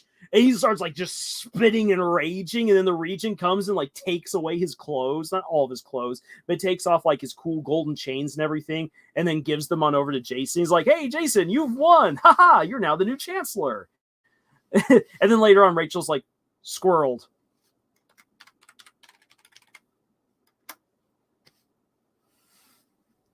So I think that squirreled just beats out schmaltz. Schmaltz could have beaten out strengths depending on what would have been said there in that challenge. So I'm loving all the words I'm getting right here. But remember, it's the monosyllabic word. Begins to scream, ah! Darkest Daydream should have thought of strength. Yeah, strength is the right word that you want to think that you want to think along. Better squirreled. Or schmaltzed. So that's the scene. It's funny and everything. So you get the humor, you get the relief, and then you get like how everyone's just cheering and Jason's like, oh my gosh, I just survived that. And I'm now the chancellor? Say what? It's a great scene and it's a great book. And there's so many other really great, fantastic moments of payoff that have just tons of great setup. Some of the biggest moments come with setup that you weren't even realizing that you were getting. So coming back to Roblox saying, what if you had the gun on the play, but you hit it so well that no one realizes it's there? That is a couple of the things that happen in the Beyonders trilogy. It's so good. I don't know if Brandon Mull will ever be able to top Beyonders. I know that Fablehaven is his most beloved series, and for a good reason, because Fablehaven is amazing. But Beyonders is just wow. That, like, the way that he did epic fantasy in 3 books was just wow. Does the name Schwartz count? Kinda. I would say it does, because I can't really break up Schwartz unless I were sounding it out to a little kid. But if you just say it naturally, Schwartz is 1 syllable. Will be reorganized into the first galactic empire for a safe and secure society. Yeah, imagine if all you needed to do to beat Palpatine was just beat him in a game of 3 questions. All right. So now we come to the writing challenge. Again, think of creating a roadmap and a list of the events that will help to set up the big moment in your book. Once you have that list or roadmap done, I want you to write a rough draft of the payoff moment. Remember that the payoff moment should not be super long, but that it shouldn't be just like 1 or 2 sentences either. You need to convey the emotion that the audience needs to be feeling, as well as actually deliver what you've promised to do. That if the hero is meant to become the hero, you need to actually show them being the hero by the end of the story. Jiraj asks, what is a roadmap? So a roadmap, Jiraj, especially in this case, is a way for you to see as the writer how you're going to get to the ending that you want to write. So if we pop back over here, so think about it and make a list. This right here would be an example of a roadmap. So you might write up at the top of your list, I want to reveal who the murderer is. And so then all of the different points, 1 through 3, or maybe 1 through 100, depending on how much setup you're putting on in there, needs to be, here are the clues like leading to the murderer. Here are the relationships that make sense about why the murderer would do this. Here's what the detective is figuring out. Or if it's a romance, number 1, who are our characters? Number 2, what is the meet cute? How do our 2 characters meet who are going to fall in love? And then show us how they fall in love. That is the roadmap. So the idea being kind of like if you're looking at a map and you say, I need to get from my city to another city, what is the best route? You look at the map and you find the road that will lead you to the correct city. So with a story, that's kind of what this list helps you to do. You want to get from the beginning of your book to the cool reveal, or to the big moment or big twist, or to just an awesome moment like Jason becoming Chancellor of Trenzy Court. And you then list out or map out how you get there. Traj says you'll do one on his previous narrative. Awesome. I look forward to that. Have you heard the story called Joe?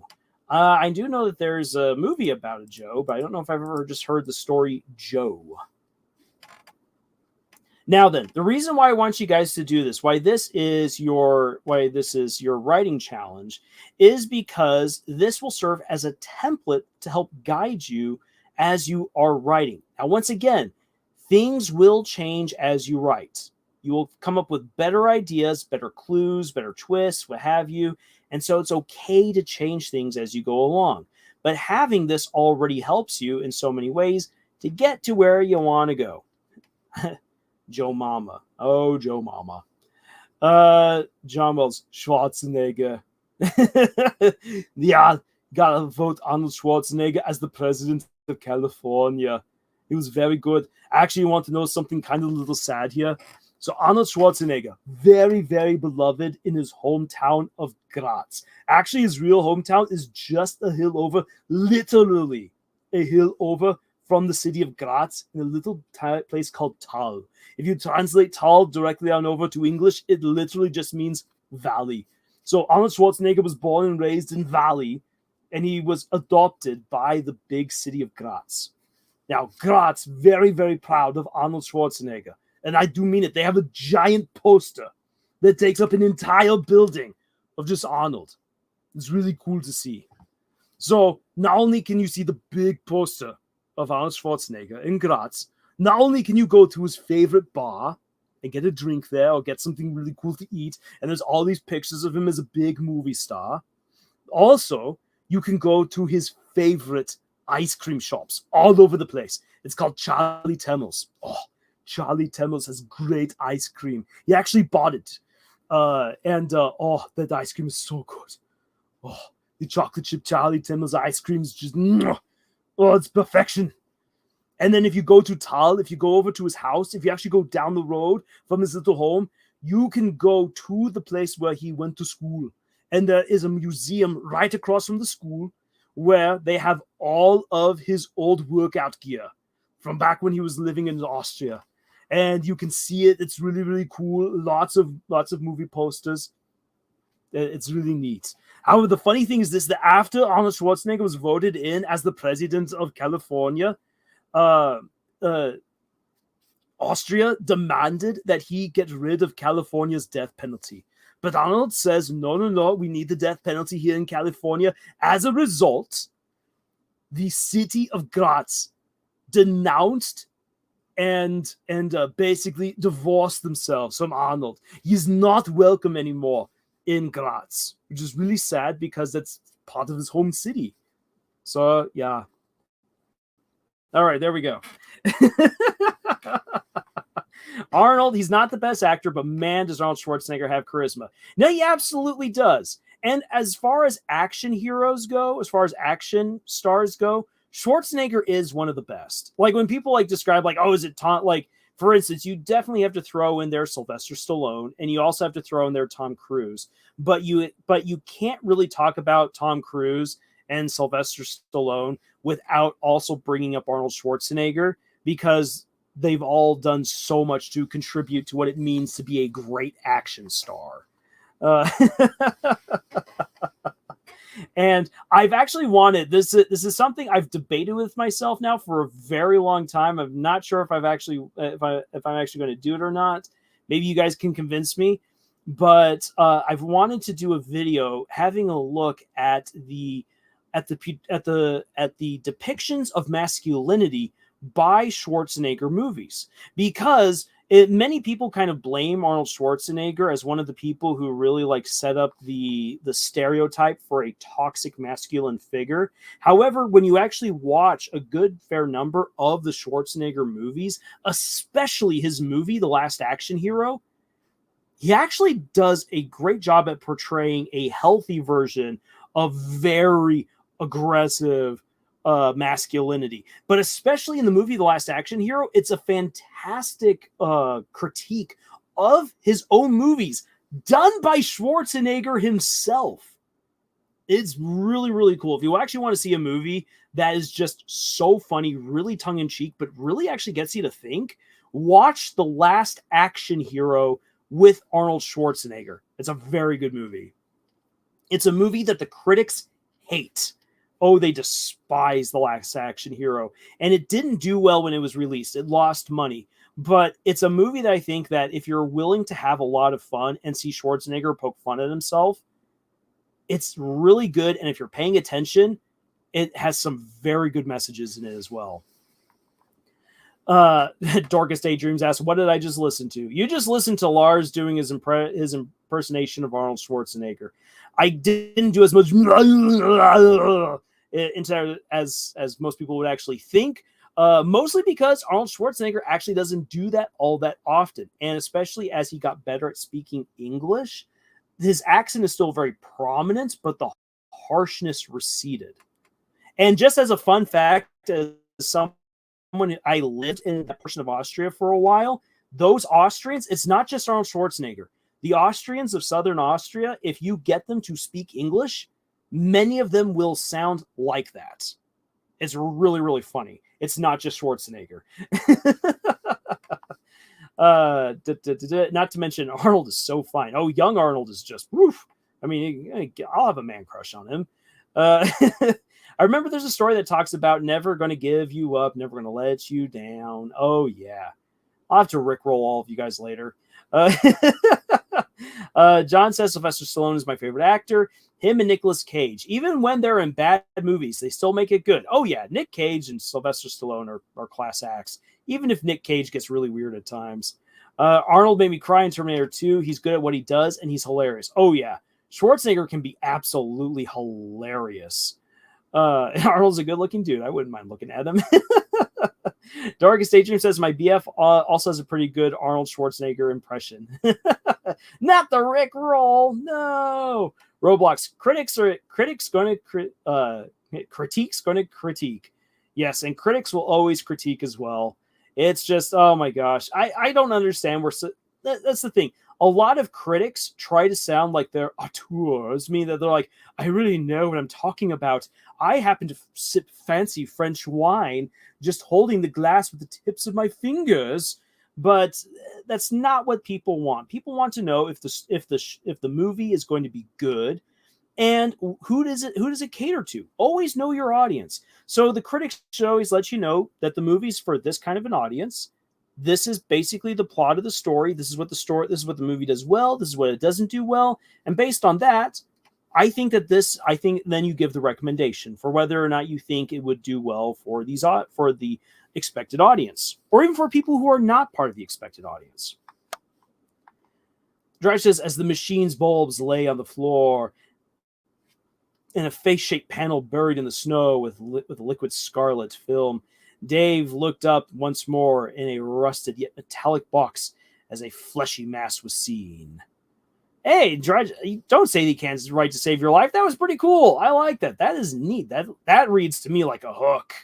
That's a fun little hook right there. All right. So, there you guys have it. This is your writing challenge. Should you decide to take it up, again, this is to help you figure out how you want to set up your stories and do the payoff. In a long form story, you want to spend your time properly setting things up as you go along.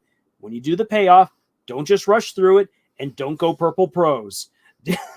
You got to strike that balance. And it's difficult, which is why you want to make sure that your beta readers, that your writing group, that your friends, family, whoever you're sharing it with, help you to really to really figure it out, so that way it lands as best as you can make it. The writer of Dorohedoro is the master of Chekhov's gun. I have not seen enough of Dorohedoro to really give my assessment on it. I have seen the first season, and I've read a little bit ways into the manga. Dorohedoro is nuts. That is a crazy story. But I do have to agree with you, TV account, in terms of like the setup. Oh boy, the setup in Dorohedoro is intense. The story seems almost too insane to function, but by golly, it does. That is one crazy, crazy story. Whew! All right. Let me take a drink of water right here. Whew. And I feel like there was something that I missed. Nope. Okay. So before we then move on to talking about endings, stories ending, I do have one more joke to share with you guys, and let's see if this one tickles your funny bones any better. Okay, then. So there was once a guy who had to go take a flight. Now then, flights do not allow you to smoke. We are long out of the 1950s. So this guy is going to have some trouble getting onto the plane and not smoking because, well, he's a chain smoker. Chain smokers got to smoke. They got to smoke through an entire pack or more a day. And the more nervous you get, the more you got to smoke. So flying makes this guy super nervous. But he can't smoke. He gets onto the flight, and he's got his pack of cigarettes, but he tucks it away, buttons up his shirt, and he's like, no, I'm not gonna smoke. I'm not gonna smoke. So he sits down, he closes his eyes, and he focuses on his breathing, focuses on we're going flightless, everything's fine. Everything's good. I'm breathing in good air, cleaning out my lungs, cleaning out my mind. Well, sitting next to him is this little old granny with an annoying purse poodle. And this little purse poodle is just yipping. It's not even a proper bark. It's just yip. And it's yipping at him from his purse. And he looks, he's like, ma'am, are you even allowed to have that dog on a plane? No, but you can't tell anyone. And he's like, ma'am, please put that dog away. No, it's my little muffins. I can't get rid of this dog. And he's like, oh. So he takes out a cigarette and he lights it and he begins smoking. And she's like, you can't smoke on a plane. It's like, look, ma'am, I am feeling so anxious right now. And I need to calm down. And your dog is freaking me out. He's ruining my breathing technique. And she's like, but I'm allergic to cigarette smoke. Well, you should have thought of that before you brought a dog on the plane. But you're not supposed to have cigarettes on the plane. So here he is, smoking a cigarette. There she is with the dog she's not supposed to have. They're glaring at each other. And they finally decide, you know what? We can both get what we want. Let's just throw the dog and the cigarettes out the out the door. The woman thinks about it a bit. They're already in flight. They're up there. And she's like, well, this really isn't my muffins. She belongs to my sister, who I'm going to go visit. I kind of hate my sister.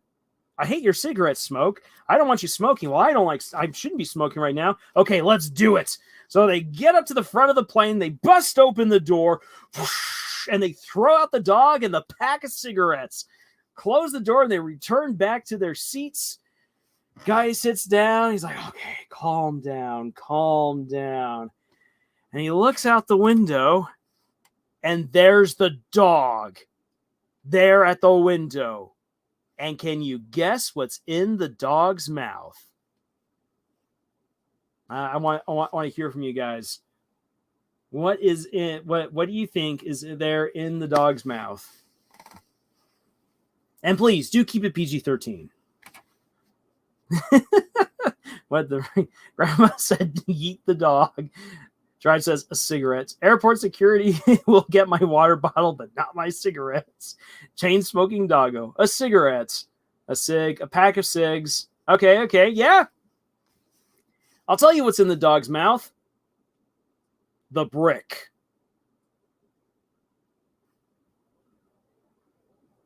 And there's the joke.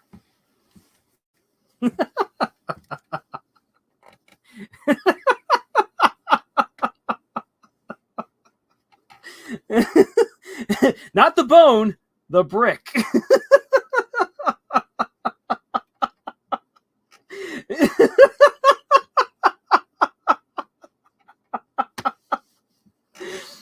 The best part about that joke is only the people who are here at the very beginning of the writing lesson would have any reference.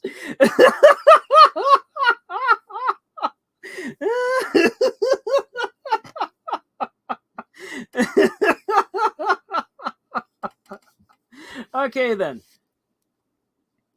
For those who have forgotten, and for those who weren't here, there was another joke at the very beginning of the writing lesson about three brothers who have to get rid of a brick, and one of them throws it up into the air.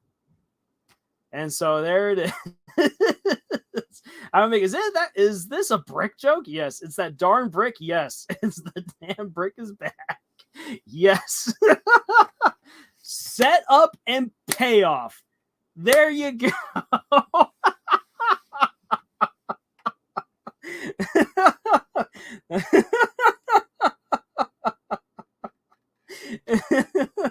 You guys just got a demonstration of setup and payoff. There's the joke. That is a long joke. Not the bone, the brick. I don't get why. That's like a perfect quote right there. Yes. I had a teacher in high school who told us that joke. He told the joke at the beginning of class. He gave the brick joke at the beginning of class, and then he gave the cigarette joke at the end of class. And what he said, the way that he had heard it, was that the friend who told it to him waited 2 weeks before he told him the second part of the joke. And he was like, what? And then when it finally hit, he was just like, he couldn't stop laughing. He was like, oh my gosh, you waited that long to deliver the punchline? So if any of you do any stand-up comedy, any stand-up routines, you might want to try that one. The brick has breached our defenses. Cue the spy theme.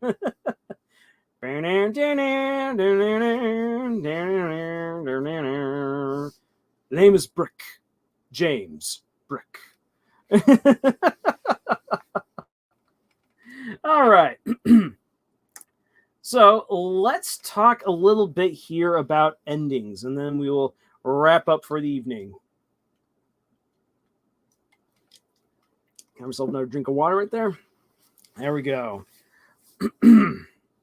So, endings. And I do know that this was brought up on both on our Discord and in the comments to our last community post, mostly in regards to murder drones, because of how a lot of people have been really upset with how Murder Drones has ended. And yet Liam Vickers says that he's absolutely ended the show the way that he wanted to. So what the heck is going on here? Endings are one of the hardest things to write. And and part of the reason for that is that it's meant to bring everything together. Most endings are supposed to conclude the story, all the main plot lines and all the character arcs solidly in a way that makes people feel good about the story that they've just experienced. Even some of the more depressing, some of the more thoughtful stories are still meant to leave your audience, leave your readers with a feeling that this journey was actually worth it. And if they don't feel that way, then they're going to wonder, why did I bother spending time with the story? And sometimes the better the ending, the more likely it is that people will actually come back and revisit your story because, well, they want to go through that experience again. Roblox down. That's why Half-Life never got an ending. Oh, poor Half-Life. Yeah, Half-Life is a story that yeah, and we'll just leave it there. George, I'm not upset, just huffing an atmosphere's worth of copium.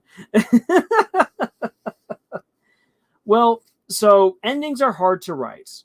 And anyone who's endeavoring to write a really good ending to their story, I understand their pain with figuring out how it's really going to all just come together in a fulfilling way for the audience. Now then, this is something that I know people will give me pushback on, but I'm going to say it anyway. A good ending also depends on you, the audience member, either as the viewer or as the reader of the story. The ending in part also relies on you. So let's see here. For instance, oh boy, I was debating myself whether or not I will use this particular example. I will, but I will come back to it. I'll come back to it later. just because I might just start ranting all of a sudden, and I want to make sure I keep myself focused. So I'll take for example the ending to the Return of the King. So when people first saw the Return of the King movie ending, at the part where the music is swelling and it's all beautiful, and Aragorn says to Frodo and the other hobbits, "My friends, you bow to no one," and he kneels, and then the entire kingdom of Gondor kneels to the four hobbits, and then it fades to black. People got up and started leaving. And then immediately they started getting upset because you then have the Frodo voiceover saying how they went back to Hobbiton, and you then have them trying to fit back into life once again, and and then Sam gets married, and people thought that was the ending. And so as Sam is getting married and he kisses Rosie, people again got up and started leaving. And then, of course, it immediately jumps to the next scene, which is then Frodo writing the Lord of the Rings books and giving the books over to Sam, and then him going off to the Grey Havens to leave Middle-earth. And so then people, when they saw Frodo finally get onto the boat and the boat sails for the sunset, they started getting up and leaving again because the story needed to end there.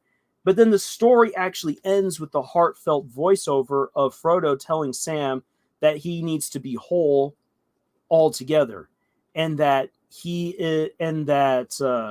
that his story will continue to go on.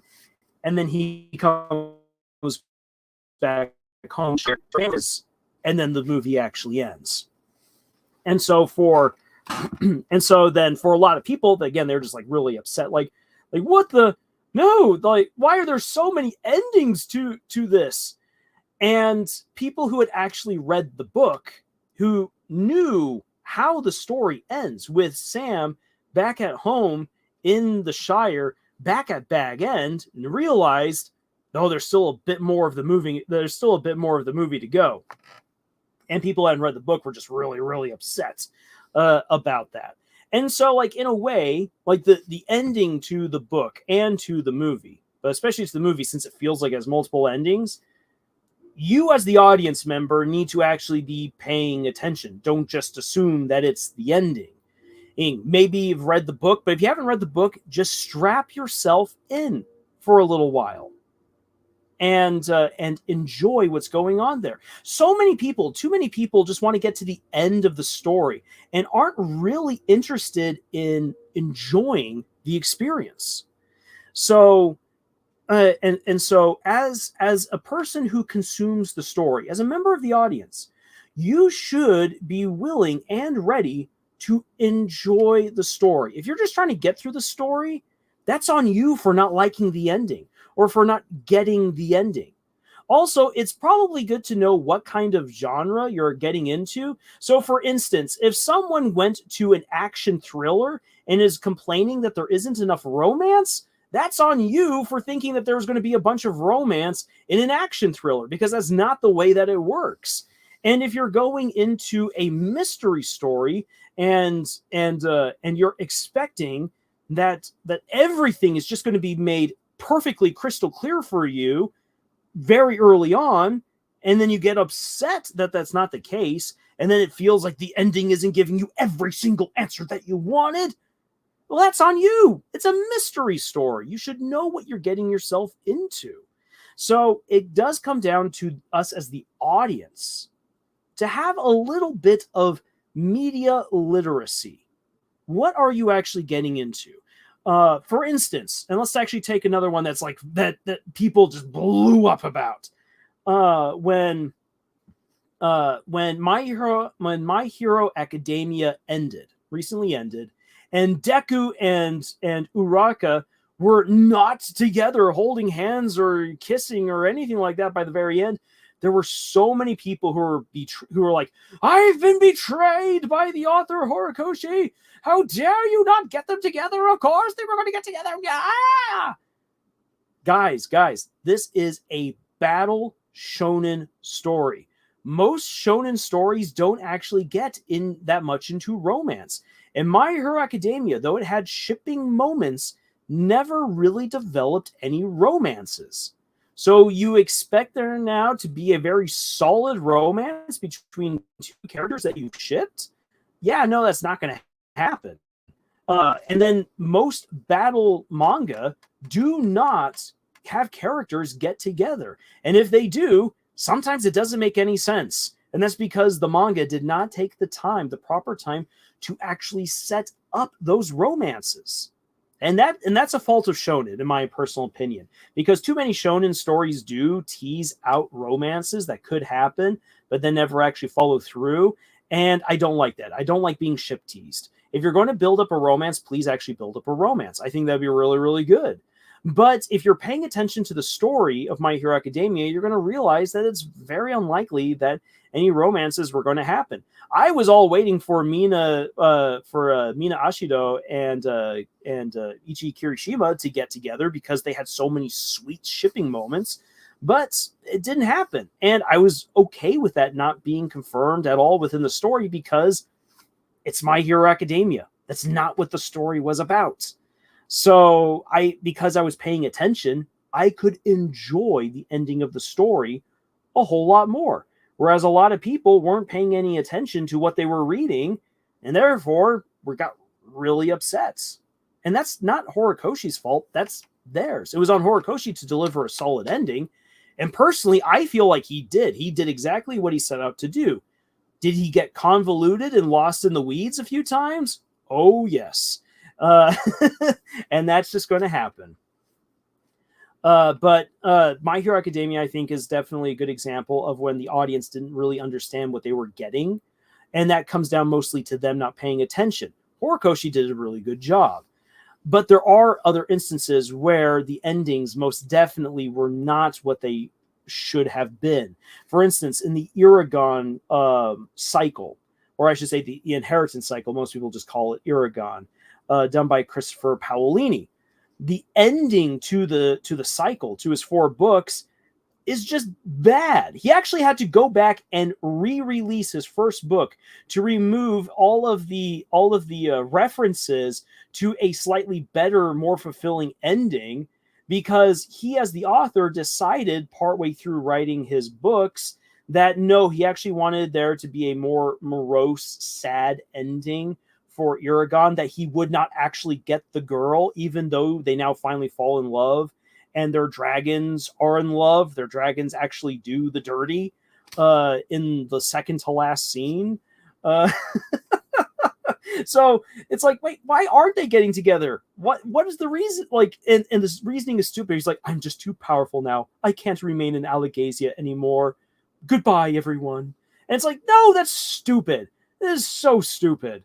So that was a bad ending. The fans were willing to devour whatever Christopher was willing to give him, or was willing to give them. But when he gave us that ending, that was just dumb. Oh, it was so dumb. We felt so betrayed. Hey, and not just for the romance aspect, like his cousin Rowan, one of the other main characters, has a great ending. But all the other characters other than Rowan all have sucky endings. It's not a pleasant story to read when you get to that point.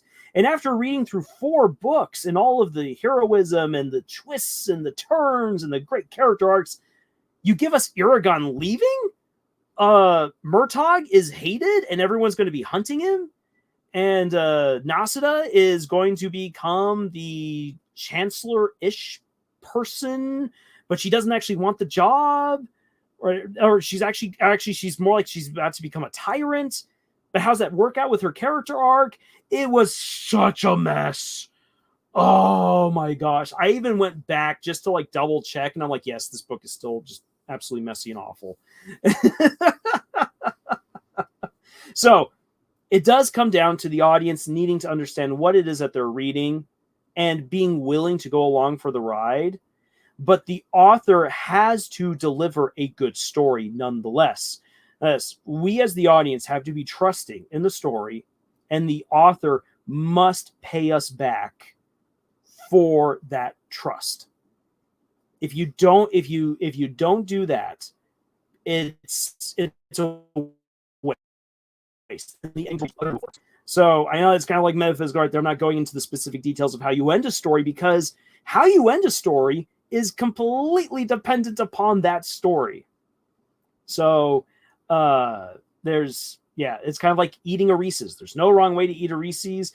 And really, you can end a story in so many ways, but the story needs to end well. The audience also needs to understand what they're getting themselves into and be along for the ride. So telling a story is absolutely a two-way street. It's not a one-way street. The storyteller and the audience interact together with the story. So let's see here. So John says, yeah, I remember thinking those were the endings, LOL. Like it, and I like that it took its time. It was essentially a 10-hour movie. Yeah, like around 11 hours once you add everything all together. It's pretty crazy. And yes, like I can understand why some people thought that would be the ending, but it's like, please stick around. Don't just leave the second that the screen turns to black. Like be buckled in for the adventure. Mimic says, exactly. If you enjoy your story, then you'll enjoy the ending so much more. It's not about the destination, but about the journey after all. TV account, did anyone here see Vanity Moth's community post and the Google Doc? I have not seen it, and I'm not sure if I actually do want to go see Vanity Moth's clout chasing rant about Murder Drones' ending. But we will talk about Murder Drones' ending here in a bit. Let's see here. TV account, maybe couldn't even agree more. Reese's chocolates are the bomb. Oh, they're so good. They're good when they're not melting. The moment that they're melting, they fall apart so quickly. And then you're just like, I've got so much mess. Yes, it's delicious, but it's such a mess. Now that before we get into Murder Drones' ending, I actually I've been having this discussion a whole lot recently, and I don't know what's happened within the Bleach community that suddenly people from all are now really consuming Bleach content again.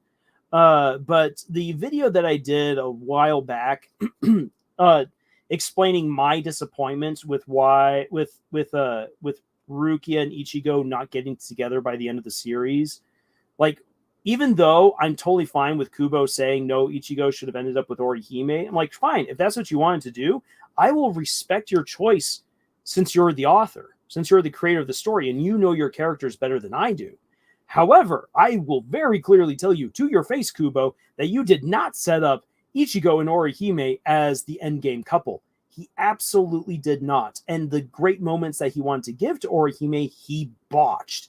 And all of the moments that he gave to Rukia were really, really good. And the chemistry between Rukia and Ichigo was just so top tier that it's hard not to ship them. And in fact, all of the time that those two characters are given, it felt like he was actually sculpting them as a couple rather than shipping them. And when I talk about sculpting a couple, I mean that you're actually taking your time to build up who these characters are, build up their relationship, and show why and how they are in love and how that progresses. And with Ichigo and Rukia, it's so clearly there. And people are like, no, the anime hammed it up. The anime did in the filler seasons. You take out the filler seasons, and the anime just did what the manga did. In fact, the manga in some cases gives even more detail to help fuel that Ichigo and Rukia should have gotten together.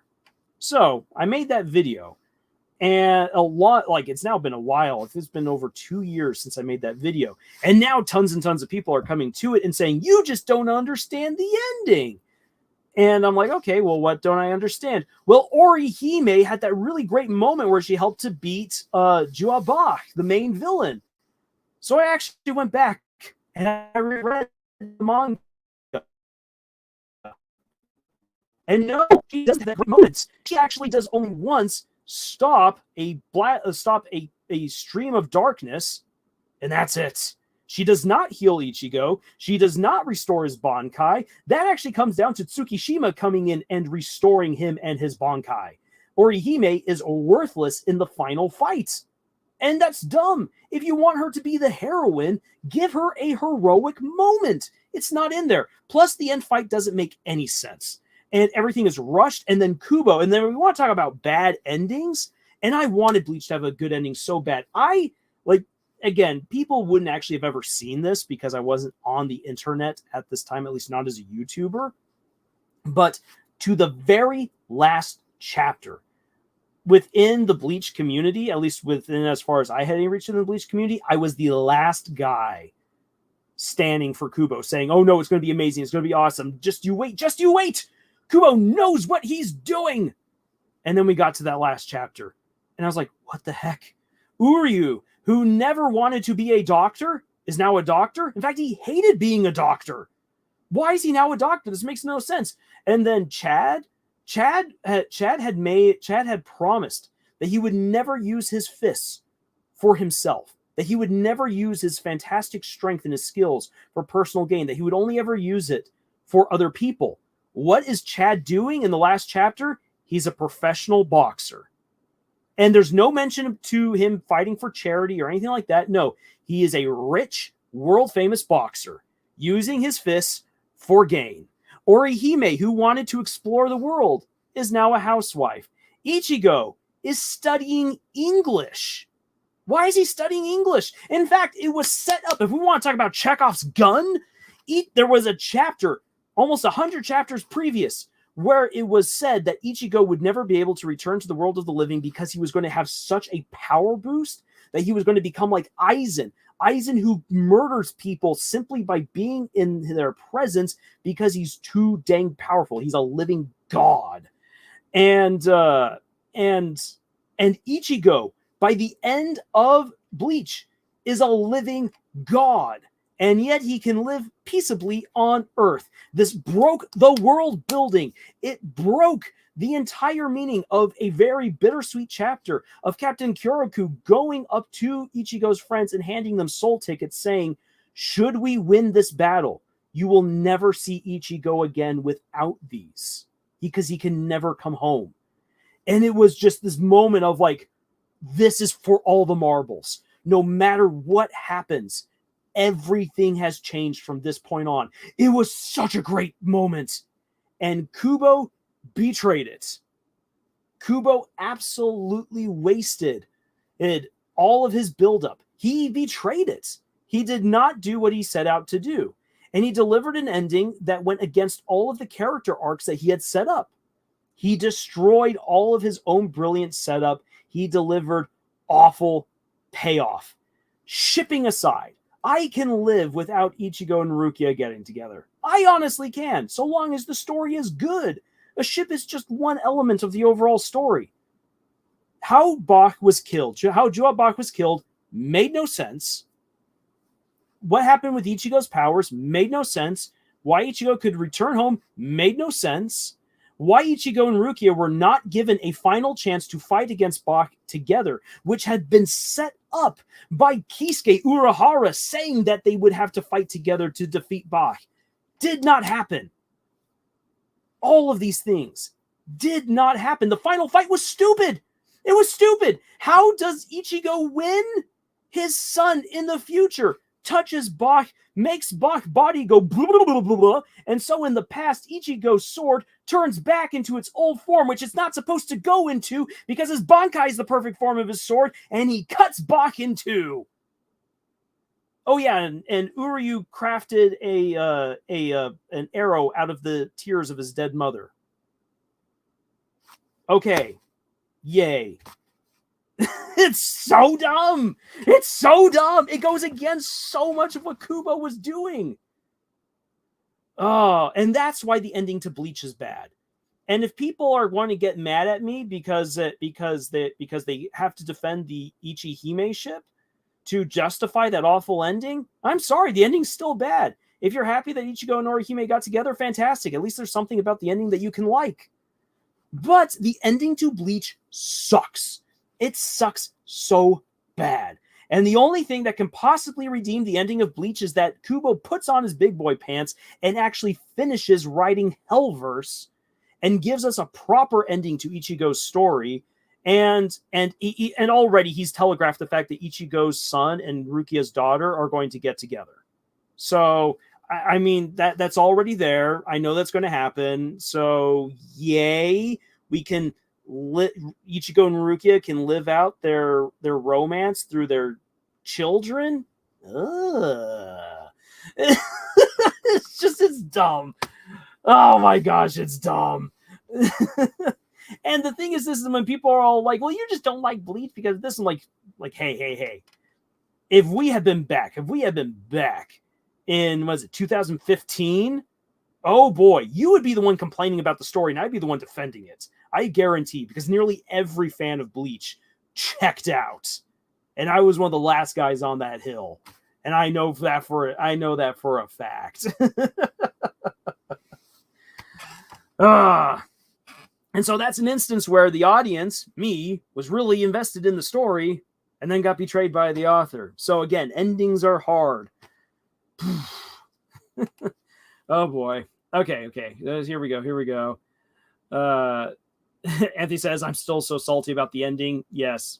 Same here, as you can obviously hear. I'm Omega. If you want a good watch, then I recommend Accented Cinema's video on how Stephen Chow tells a joke. Oh, okay. I'll have to remember that. Anthony says, I mean, even Naruto's ending. Don't get me started. I will get heated. Yeah, I have never completed all of Naruto. I know how the series ends, and I know most of the stuff in Naruto, mostly through the anime. And I can understand why a lot of people were not too happy with that ending. Yes, and not just from a shipping standpoint either. Mimic, people consuming Bleach, not literally, content like it's 2005 again. Oh yeah, which I mean is great for us here on the channel. It's great for the algorithm, but it's a little bit strange. Like, hey, when did Bleach come back into vogue? John Wells says, it seems like in Force Awakens, they were setting up Rey and Finn to have a romance. Exactly. And then it just got chucked off to the side. Oh, man. Rey and Finn. There was a great dynamic between them, and I would love to have seen more of it. But no. I mean, what we really need is we really needed more of Rey, Finn, and Poe working together. There was so much potential there. But nope, it all got squandered. Roblox, then somehow Palpatine returned. It's one of the dumbest lines in all of cinema. I bet that Oscar Isaacs had to like go wash out his mouth after every take, just being like, why? Because he's a good actor. He's a really good actor, and a really good actor would not stand for something that stupid. But he got a paycheck, and he's done with Star Wars. He's not going back. Lars, I feel your pain. LOL, says Hannah. Mimic, the Bleach ending was so bad it made people want to drink bleach in order to cope. Yeah, actually, I remember. Oh boy, because I went online trying to see if I could find anyone who could help like explain this ending to me, and what I found was videos and pictures of people burning their Bleach manga collections and all of the memorabilia. Like it was absolute carnage. People in Japan were livid with Kubo. And that's actually one of the reasons why Kubo hasn't done much. Kubo's been in hiding ever since. He pops out every now and then to do something, but he lives in fear of his fans because his fans in Japan were so angry with what he did with that ending because all around it was just a bad ending. Shipping aside, it's a bad ending. Anthony says, like, I remember Kishimoto's wife being pissed that Narusaku, who didn't become Endgame. I mean, the parallels between Minato and Kushina and Naruto and Sakura parallels. Yes, exactly, the parallels. And that's something that really ticks me off. That's something that really ticks me off when looking into Bleach.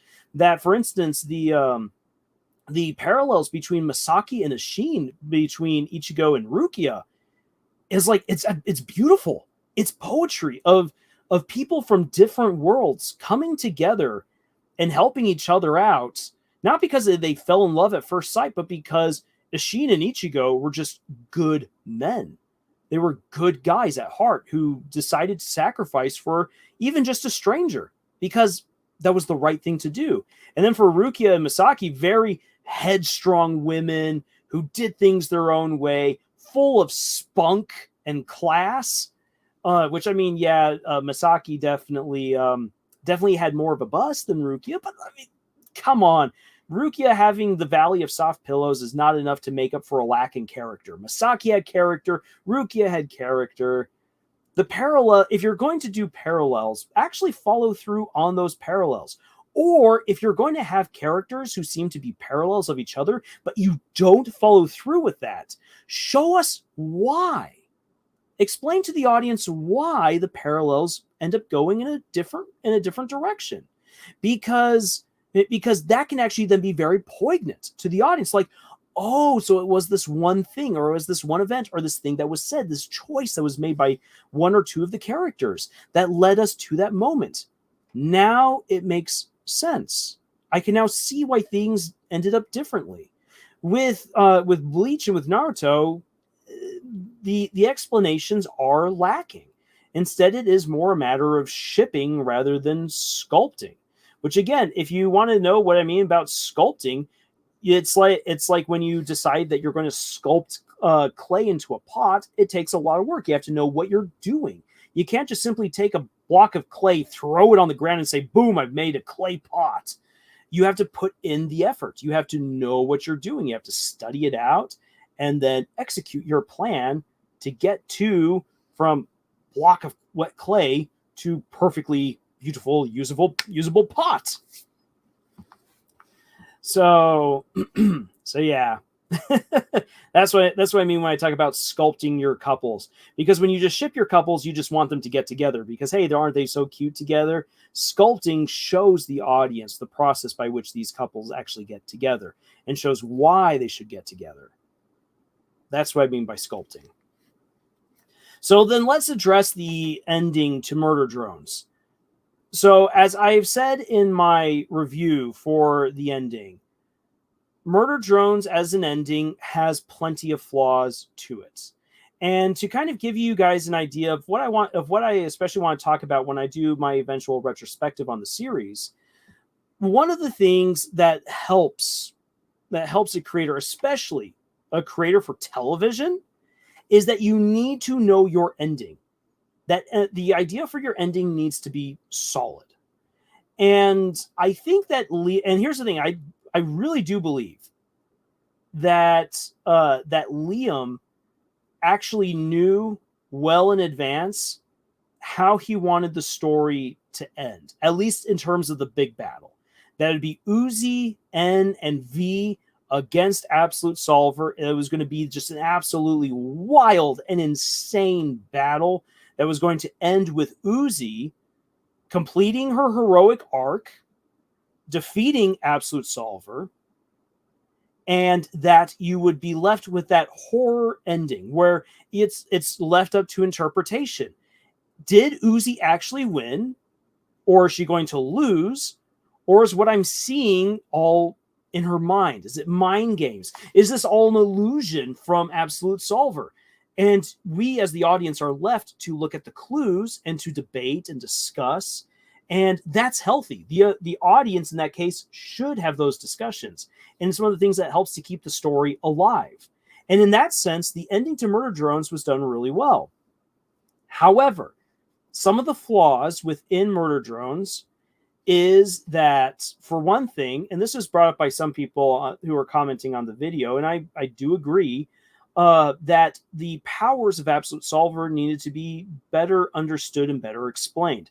And this has been a comment on the show ever since the 4th episode. Uzi can already use her powers, and then by episode 5, Uzi can use her like episode 6, Uzi can use her wings and fly. Why didn't we ever see her actually practicing to fly? Which is why Murder Drone's intermission is so popular as a fan project, because it gives us the character development for V, N, and Uzi that was lacking in the show proper, as well as seeing Uzi learn how to properly fly. What we also needed is that we needed to understand more about these black hole powers. We needed to better understand the internal conflict that could play out between Sin and Uzi. And that needed to be better developed. And so, for instance, in the ending, like when Sin is doing her callback peeing, oh, that scene is amazing. It is so well done. However, remember that we only get to see really what's happening to N. We don't see the battle playing out in Uzi's mind. What is her struggle? We needed to see that.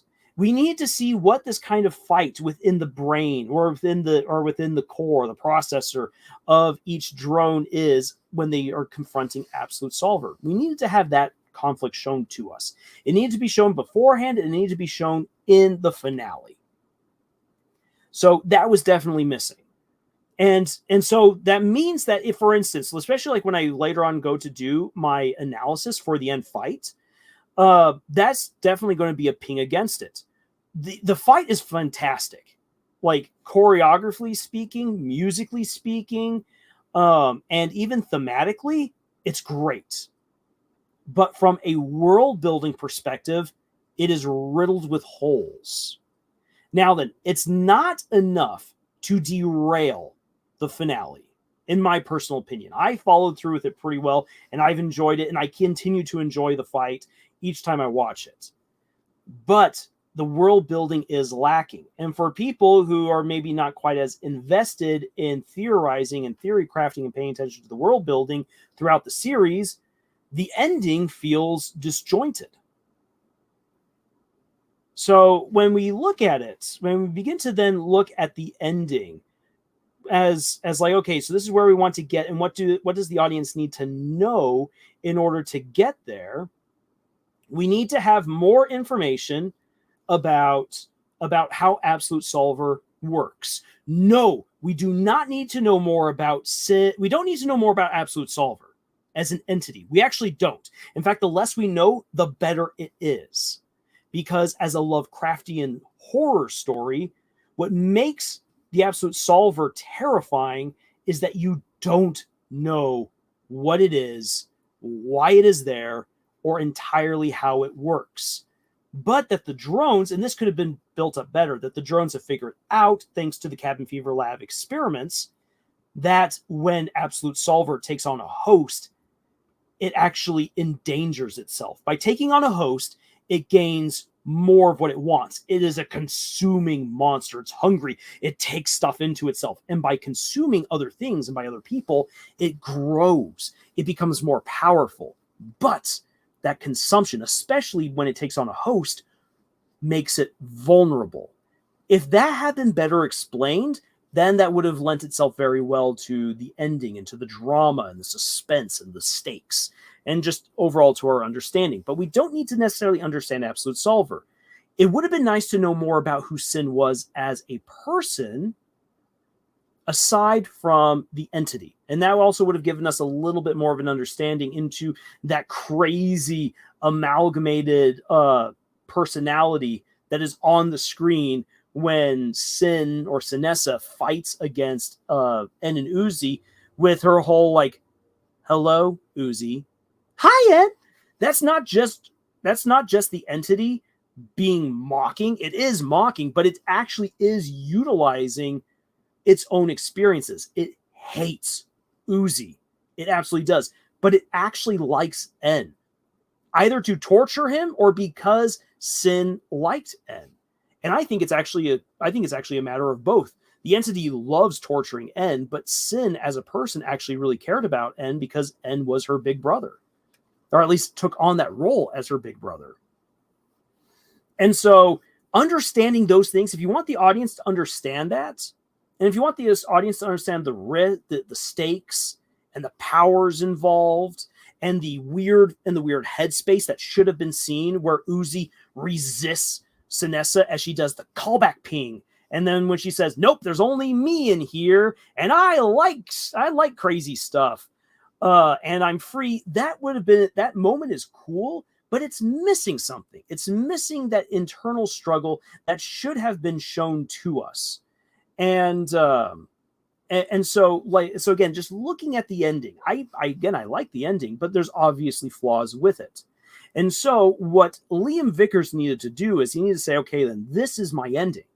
This is absolutely my ending. And this is how I'm going to get there. Now, the problem is, and this has been admitted by Liam, is that things began changing in the middle of production. The ending that we got to Murder Drones is not the exact ending that he pitched. And in a way, that's okay. That is actually, our stories will always change as we write and as we edit. The problem is that Liam set off in the first couple of episodes with one ending in mind and changed. Whether that be after episode 2, sometime in episode 3, maybe in episode 4, who knows where, things began changing, and suddenly some of the little elements for his roadmap were now leading in one direction while he was going in another. And so as a result of that, certain elements of the ending were already just inherently not going to line up with everything that he had set up. And on top of that, yes, the show needed to have a greater runtime, not just more time to the final episode, but ultimately, I really am convinced now that Murder Drones should have been split into 2 seasons. One season for all of the fun, fluffy teenage stuff that goes from episodes 1 through 4, and then second season to deal with the darker stuff that really dives deep into the Lovecraftian horror from episodes 5 through 8. And if that had been split up into seasons 1 through 4 plus more character building material to pad out a full 8-episode season, and then do the same thing for episodes 5 through 8 to create season 2, that would have been perfect. That would have given him enough time to fully develop Dahl's character, to fully develop the relationship between N and Uzi in a way that really would have hopefully won people over, even if they were like me, an envy shipper. And as well as just deliver on so many other things as well. And then of course, give greater detail into what Absolute Solver does, how it works, who was Sin, and all of this. And that would have just made the story way, way stronger in the end. So Liam definitely had things that he could have improved upon that would have made the story way better in the end. However, it does come back to the audience. If the audience was upset with the ending because their favorite ship didn't go through, that's not a good reason to dislike an entire story. Romance in Murder Drones was just one part of a greater whole. Then also for people who are all like, well, I don't like the way that this ended right here. Like, I need, like, you needed to tell me more. Why didn't you give me the whole story behind Absolute Solver? This is a Lovecraftian story. You were never going to get that. So on the audience, you need to be able to set shipping aside, and you also need to be able to pay attention to the story. And if more people had done that, while yeah, the finale isn't perfect by a long shot, then you would still at least get everything that you need in order to understand the ending, and I think even to really enjoy it. So a lot of the controversy surrounding the ending to Murder Drones is a combination of Liam Vickers just making mistakes along the way and not tightening things up or maybe adding more time. Actually, I would probably say the problem is he didn't add more time. He really kept things tight in that final episode, but he needed to take more time to properly give us more answers to really round off all the characters, especially the side characters. Oh boy, that was definitely lacking. That really showed. But on the part of the audience, really the audience needed to be a little bit smarter, I think, and realize what they were getting themselves into. So yeah, there's there's that. All right, so my pontification out of the way. Let's see what you guys have to say. Was it all a dream? Potentially, Mimic. Potentially. It all depends on how you interpret the ending. Because the ending can swing multiple ways. And all comes down to what you yourself think. Me, personally, I believe that everything that we see in the end credits is all happening in Uzi's head. Do you count? Nerfed by hubris. She believed she could win, but she didn't. Yeah, and actually I really do like that about what happened with Absolute Solver. That Absolute Solver thought it could win, and I think Absolute Solver also wanted a challenge, and Absolute Solver wanted to kill Uzi itself because Uzi had been such a pain in the neck. And so Absolute Solver's own hubris absolutely led to its own demise. Mimic says the finale is absolutely epic, but yeah, the world building sort of lacks. Like I feel like certain things happened off camera. Oh, absolutely. And that was a real problem. And skipped over some things, and Dahl was completely shafted. Absolutely. Dahl got the short end of the stick in so many ways. And while I can agree with the interpretation that Dahl's ending fits because she wanted to do everything on her own, we needed to understand more about Dahl, because Dahl seems to know all of this stuff without any explanation for it. And that's kind of dumb, because I think that that's one of the great ways that we could have gotten more information on how Absolute Solver works is through Dahl. Then Roblox says, also, if people are mad that Uzi can do basic stuff like flying, then they haven't seen episode 1. We see that drones can just download footage and are able to replicate it. Yeah, and that's a fun joke, and I absolutely accept that. And ultimately, like, Uzi should have always been able to learn how to fly really easily. That's not a big concern for me. Really, I would have loved to have seen her learn how to use Absolute Solver. That's the big thing. Then Drudge says, personal headcanon, Uzi is in a deactivated state, like V in the beginning of episode 5. She's trying to imagine a world that is perfect for her. As she spends more time in the fake world, she loses hope. Drudge, I completely agree with that personal headcanon. I think that that's most likely what's actually happening, just because that fits very well with the Lovecraftian theme of the overall story. I also believe that Sin was becoming her own person. I agree with that, because we see Absolute Solver absolutely developing a greater, more detailed personality as the series goes on. Mimic, they built up to Dahl's story arc, and I thought she was going to be just as much of a threat as Absolute Solver. Or imagine if Absolute Solver fused with Dahl instead. Exactly. Oh, there's so many things that could have been done with Dahl. Just so much wasted potential. Cue the crazy conspiracy theories that Glitch is responsible. Glitch is not responsible. Liam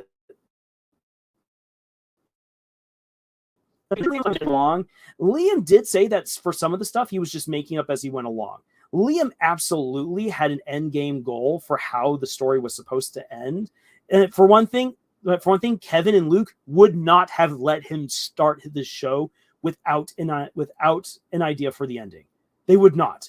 They are not going to invest hundreds of thousands, if not millions of dollars into making this show, and just be like, yeah, whatever you want, man. That's totally cool. Murder drones, waifus, yay. That's not the way that these guys work. Glitch Productions would have gone out of business instantly if that was the way that these guys think of things, because they've shown way greater business savviness than that. So they know that the ending needs to be there, and so does Liam. Liam has worked as a storyteller now for a long time. I think that for a lot of the humor and a lot of the coolish events that happen from episode to episode, some of that is the things that he came up with as he went along. Liam did admit during Glitch X that there were a ton of things that he left by the wayside. Thad was meant to have a much larger presence within the story, and he axed that. The vampire theme for all the characters was supposed to be way more prominent, and he kind of forgot about that as he went on. And then there were other things as well that he had originally set out to do, but that he never did the payoff. The setup was there, but the payoff wasn't. And so, again, like when people say that they're upset with murder drones, I can understand why, because there's definitely things missing. It is not a perfect show. It's definitely not a perfect finale. However, a lot of the stuff that people are upset with the show for is just dumb. It's like, wait a second. No. Did you not realize that you were watching a horror story? Yes, I get that there was a lot of jokes in it. A horror story can still be funny. It absolutely can be. In fact, oftentimes you need that humor in order to make the horror work. There's that. Also, just the whole shipping war was dumb. Like, I love a good ship. Again, I love Envy and Envy together, but I'm okay with N and Uzi getting together. It made sense, and Liam pulled it off. So there's that. Like I'm not going to lose any for it. Plus, I'm a veteran shipper. I've been through so many downships. So, Drudge, Mimic Doll's code did flash on Uzi's visor for a bit, so maybe she is alive. So Drudge, to your point right there, if my theory is correct about how Absolute Solver has all of its victims in itself that it can then draw on whenever it needs, like how it has utilized the personalities of Jay, of Tessa, and of Sin, then absolutely, because we do see it swallowing Doll, that means that Doll is in there, and that Doll's personality and information and skills can be accessed by Absolute Solver. And since Absolute Solver is now a part of Uzi, that means that Doll is an Uzi. So I believe that that's what's happening there. Mimic, shipping's for the last things on my mind while watching Murder Drones. Like, I thought the moments between N and Uzi were adorable, but I was completely engrossed in the story itself, which is how it should be. Roblox is down. That's why it's called a horror comedy. Amen. Mimic, we imagine we got an epic battle showdown between Uzi and Doll, especially considering Doll is the anti-Uzi, so to speak, with Uzi battling a possessed Doll, Yin versus Yang. That would have been really, really cool to see, or at least a variation of that. That could have been like something that you would have gotten in the penultimate episode. But I think the fight against Sin and Tessa together, was the right call. And that was, again, that fight is just so fantastic.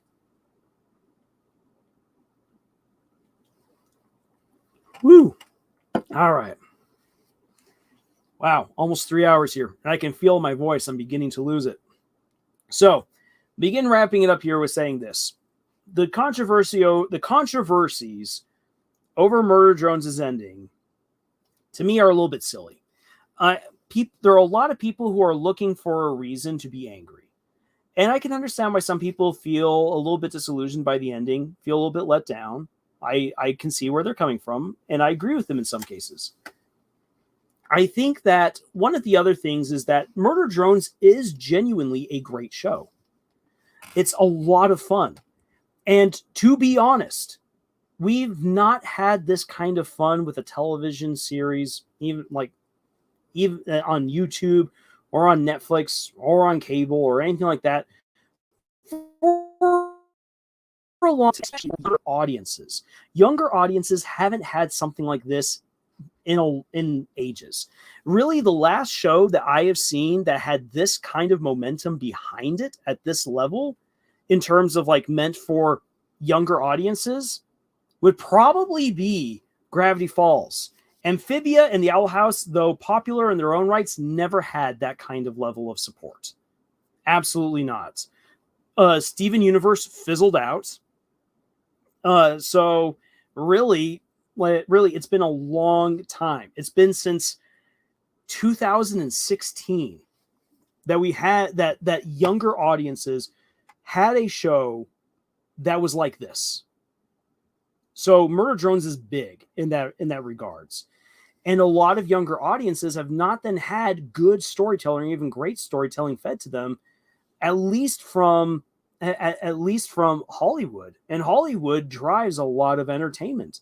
A lot of YouTube is in response to Hollywood. Publishing of books is in response to what Hollywood craves and demands. And because Hollywood's been cranking out such bad stories now for at least half a decade. And in many cases, like going back to 2016 kind of is the beginning of the end for a lot of great storytelling that came out of the 2000s. And so you have a lot of younger viewers who are not used to a great story ending like Murder Drones. And when I say that it wasn't canceled, Murder Drones was not canceled. It absolutely wasn't. And anyone who says that Glitch canceled it is dumb, because Murder Drones was making Glitch good money. Not the Amazing Digital Circus levels of money, but Glitch was doing well. And in fact, Glitch had already planned on doing let's see here. Glitch had already planned on taking on the Gaslight District while Murder Drones was still being produced. So they weren't kicking Murder Drones out of the way to make room for the Gaslight District, or to make more room for the Amazing Digital Circus. The Amazing Digital Circus will be released episode by episode when those episodes are ready to go. So Glitch did not kill this. This was Liam's choice. Liam told the story that he pitched, and people are getting upset about that. They're not used to this. I don't think that they're used to a great story ending the way that it wanted to end. And people just want more. And then you combine to that the flaws that were in the finale, and you have a right recipe for a lot of people being really upset. But I think that anyone who tries to blow this out of proportion by saying that there's some grander conspiracy here, that Glitch wanted to destroy Liam or destroy the show, that's just dumb. There's no evidence for it. Not from Glitch, not from Liam, not in the numbers. None of it. Then, as far as Liam is concerned, Liam is a good storyteller. Liam, however, is still a growing storyteller. I was really shocked to find, I actually thought that Liam and I were almost the same age. I was really shocked to know that I'm not that I'm super old compared to him, but that I am older than him, which means that Liam is in many ways kind of catching up to my level of storytelling. He has had way more experience than me. Absolutely. Way more experience. I'm going to say way more experience. More success is the better word. Not experience. He has way more success than I do. He has way more experience with success than I do. And a different set of skills. But his storytelling ability is still evolving. And because Liam, for a long time now, has not finished a lot of the stories that he's begun, this is a new thing for Liam. To finish a big project like Murder Drones, give it a proper ending, that's daunting. That's hard. And so I understand if things went awry. It's not necessarily excusable, but it's understandable. And that, again, comes down to the audience. The audience needs to be understanding. You can still hold Liam accountable for the things he got wrong, and that's absolutely fine.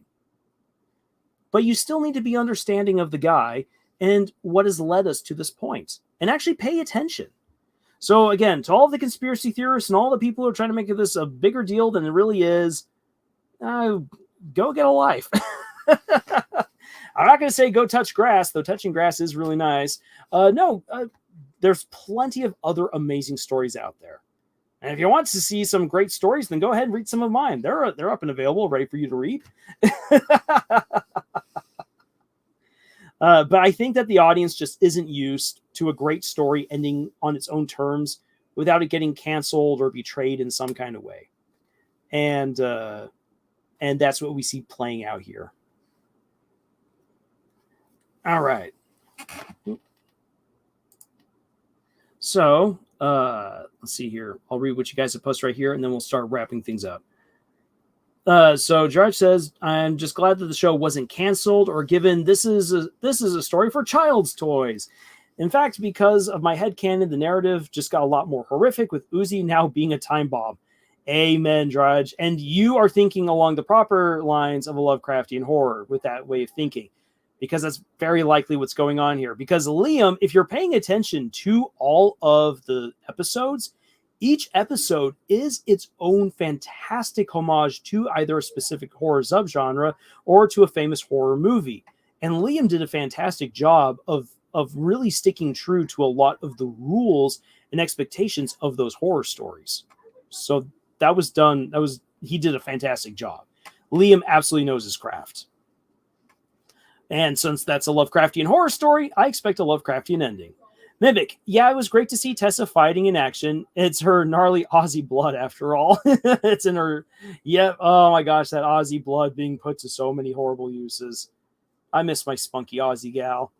And that's sad, yep. John says, Supernatural was pretty funny despite its horror genre. Yeah, oh my gosh, that's actually one of the things that made Supernatural worth watching was the horror, but not the well, it was just horror, but was the comedy. The comedy was just great. Just absolutely great. Roblox. I find it hard to believe that they would move Murder Drones to take a shot at a new show that has a chance of failing. Exactly. It just doesn't make any good business sense. They were making the story that Liam pitched to them. He pitched a 1-season show because that's what Liam is used to. He's not used to doing very long form storytelling, as far as I've been able to see. Sure, he has his creepypasta stuff that goes on for a ways, but that's something different. That's different than doing a show. Oh yeah, the creepypasta. Meg says, yeah, the last time I was this engrossed in a show was when I watched Bee and Puppycat, which is underrated. Yeah. And since the time when I watched Disney Channel shows, so Murder Drones is truly revolutionary. It is, and it's maddening to me that so many people within the entertainment complex, or within like the zone of critics of animation and of storytelling, and of people who want like Hollywood to do better, have not been paying attention to Glitch, and especially to Murder Drones, because Murder Drones and The Amazing Digital Circus are the answer to a lot of the brain rot within Hollywood. Gerard says, I didn't see many issues with the finale. I think that people are just defaming it as they are coping with the fact that there are no more Murder Drones episodes. And I agree with TV accounts in agreeing with you, Gerard. I think that that's what it is. A lot of people just being really upset that there isn't any more. And again, it comes from the fact that a lot of people haven't been in a situation like this before, and they haven't learned how to properly cope with a great show ending. And because, yeah, again, it comes down to the audience acting the way that they're supposed to, being media literate. When a story ends, a story has ended. And if you enjoyed it, that's fantastic. And it's sad, it leaves a little bit of a hole in your heart, but you can always go back and enjoy that story again. And guess what? There's fan fiction. Huzzah! And guess what? There will always be another great story around the horizon. And we here at Camille's Harem are there to try to help people create those stories. We want to create those stories ourselves and highlight said stories that can rise up to that level of Murder Drones.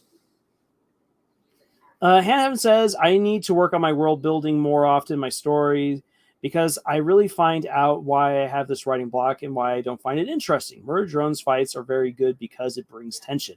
That's just one of the many reasons why the tension is there, and the tension is fantastic. The use of the characters is great. Of course, the action in of itself.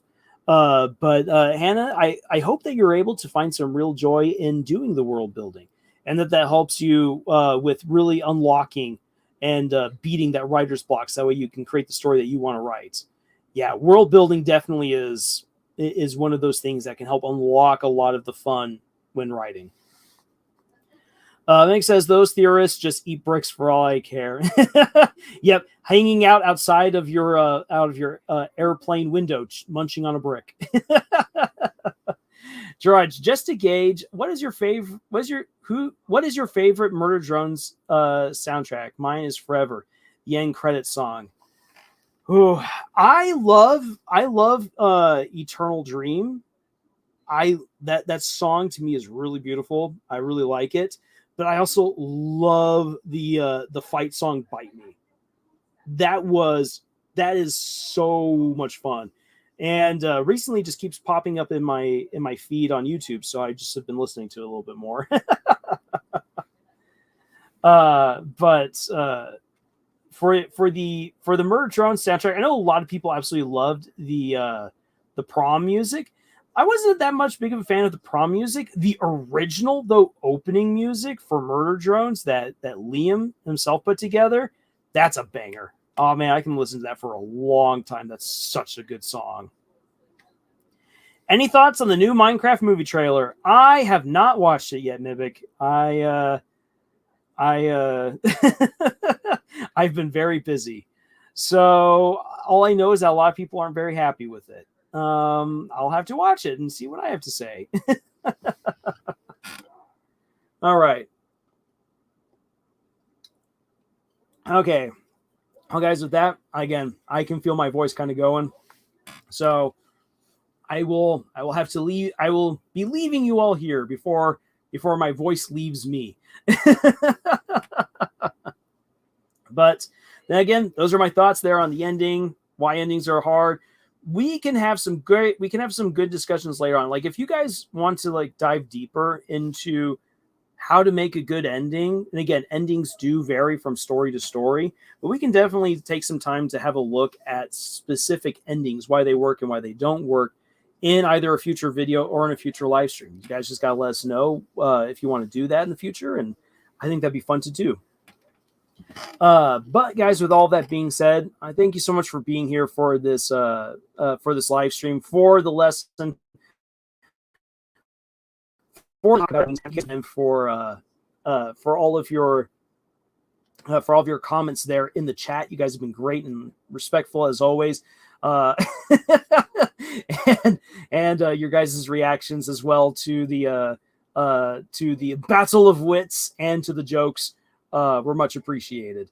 So thank you again so much for that.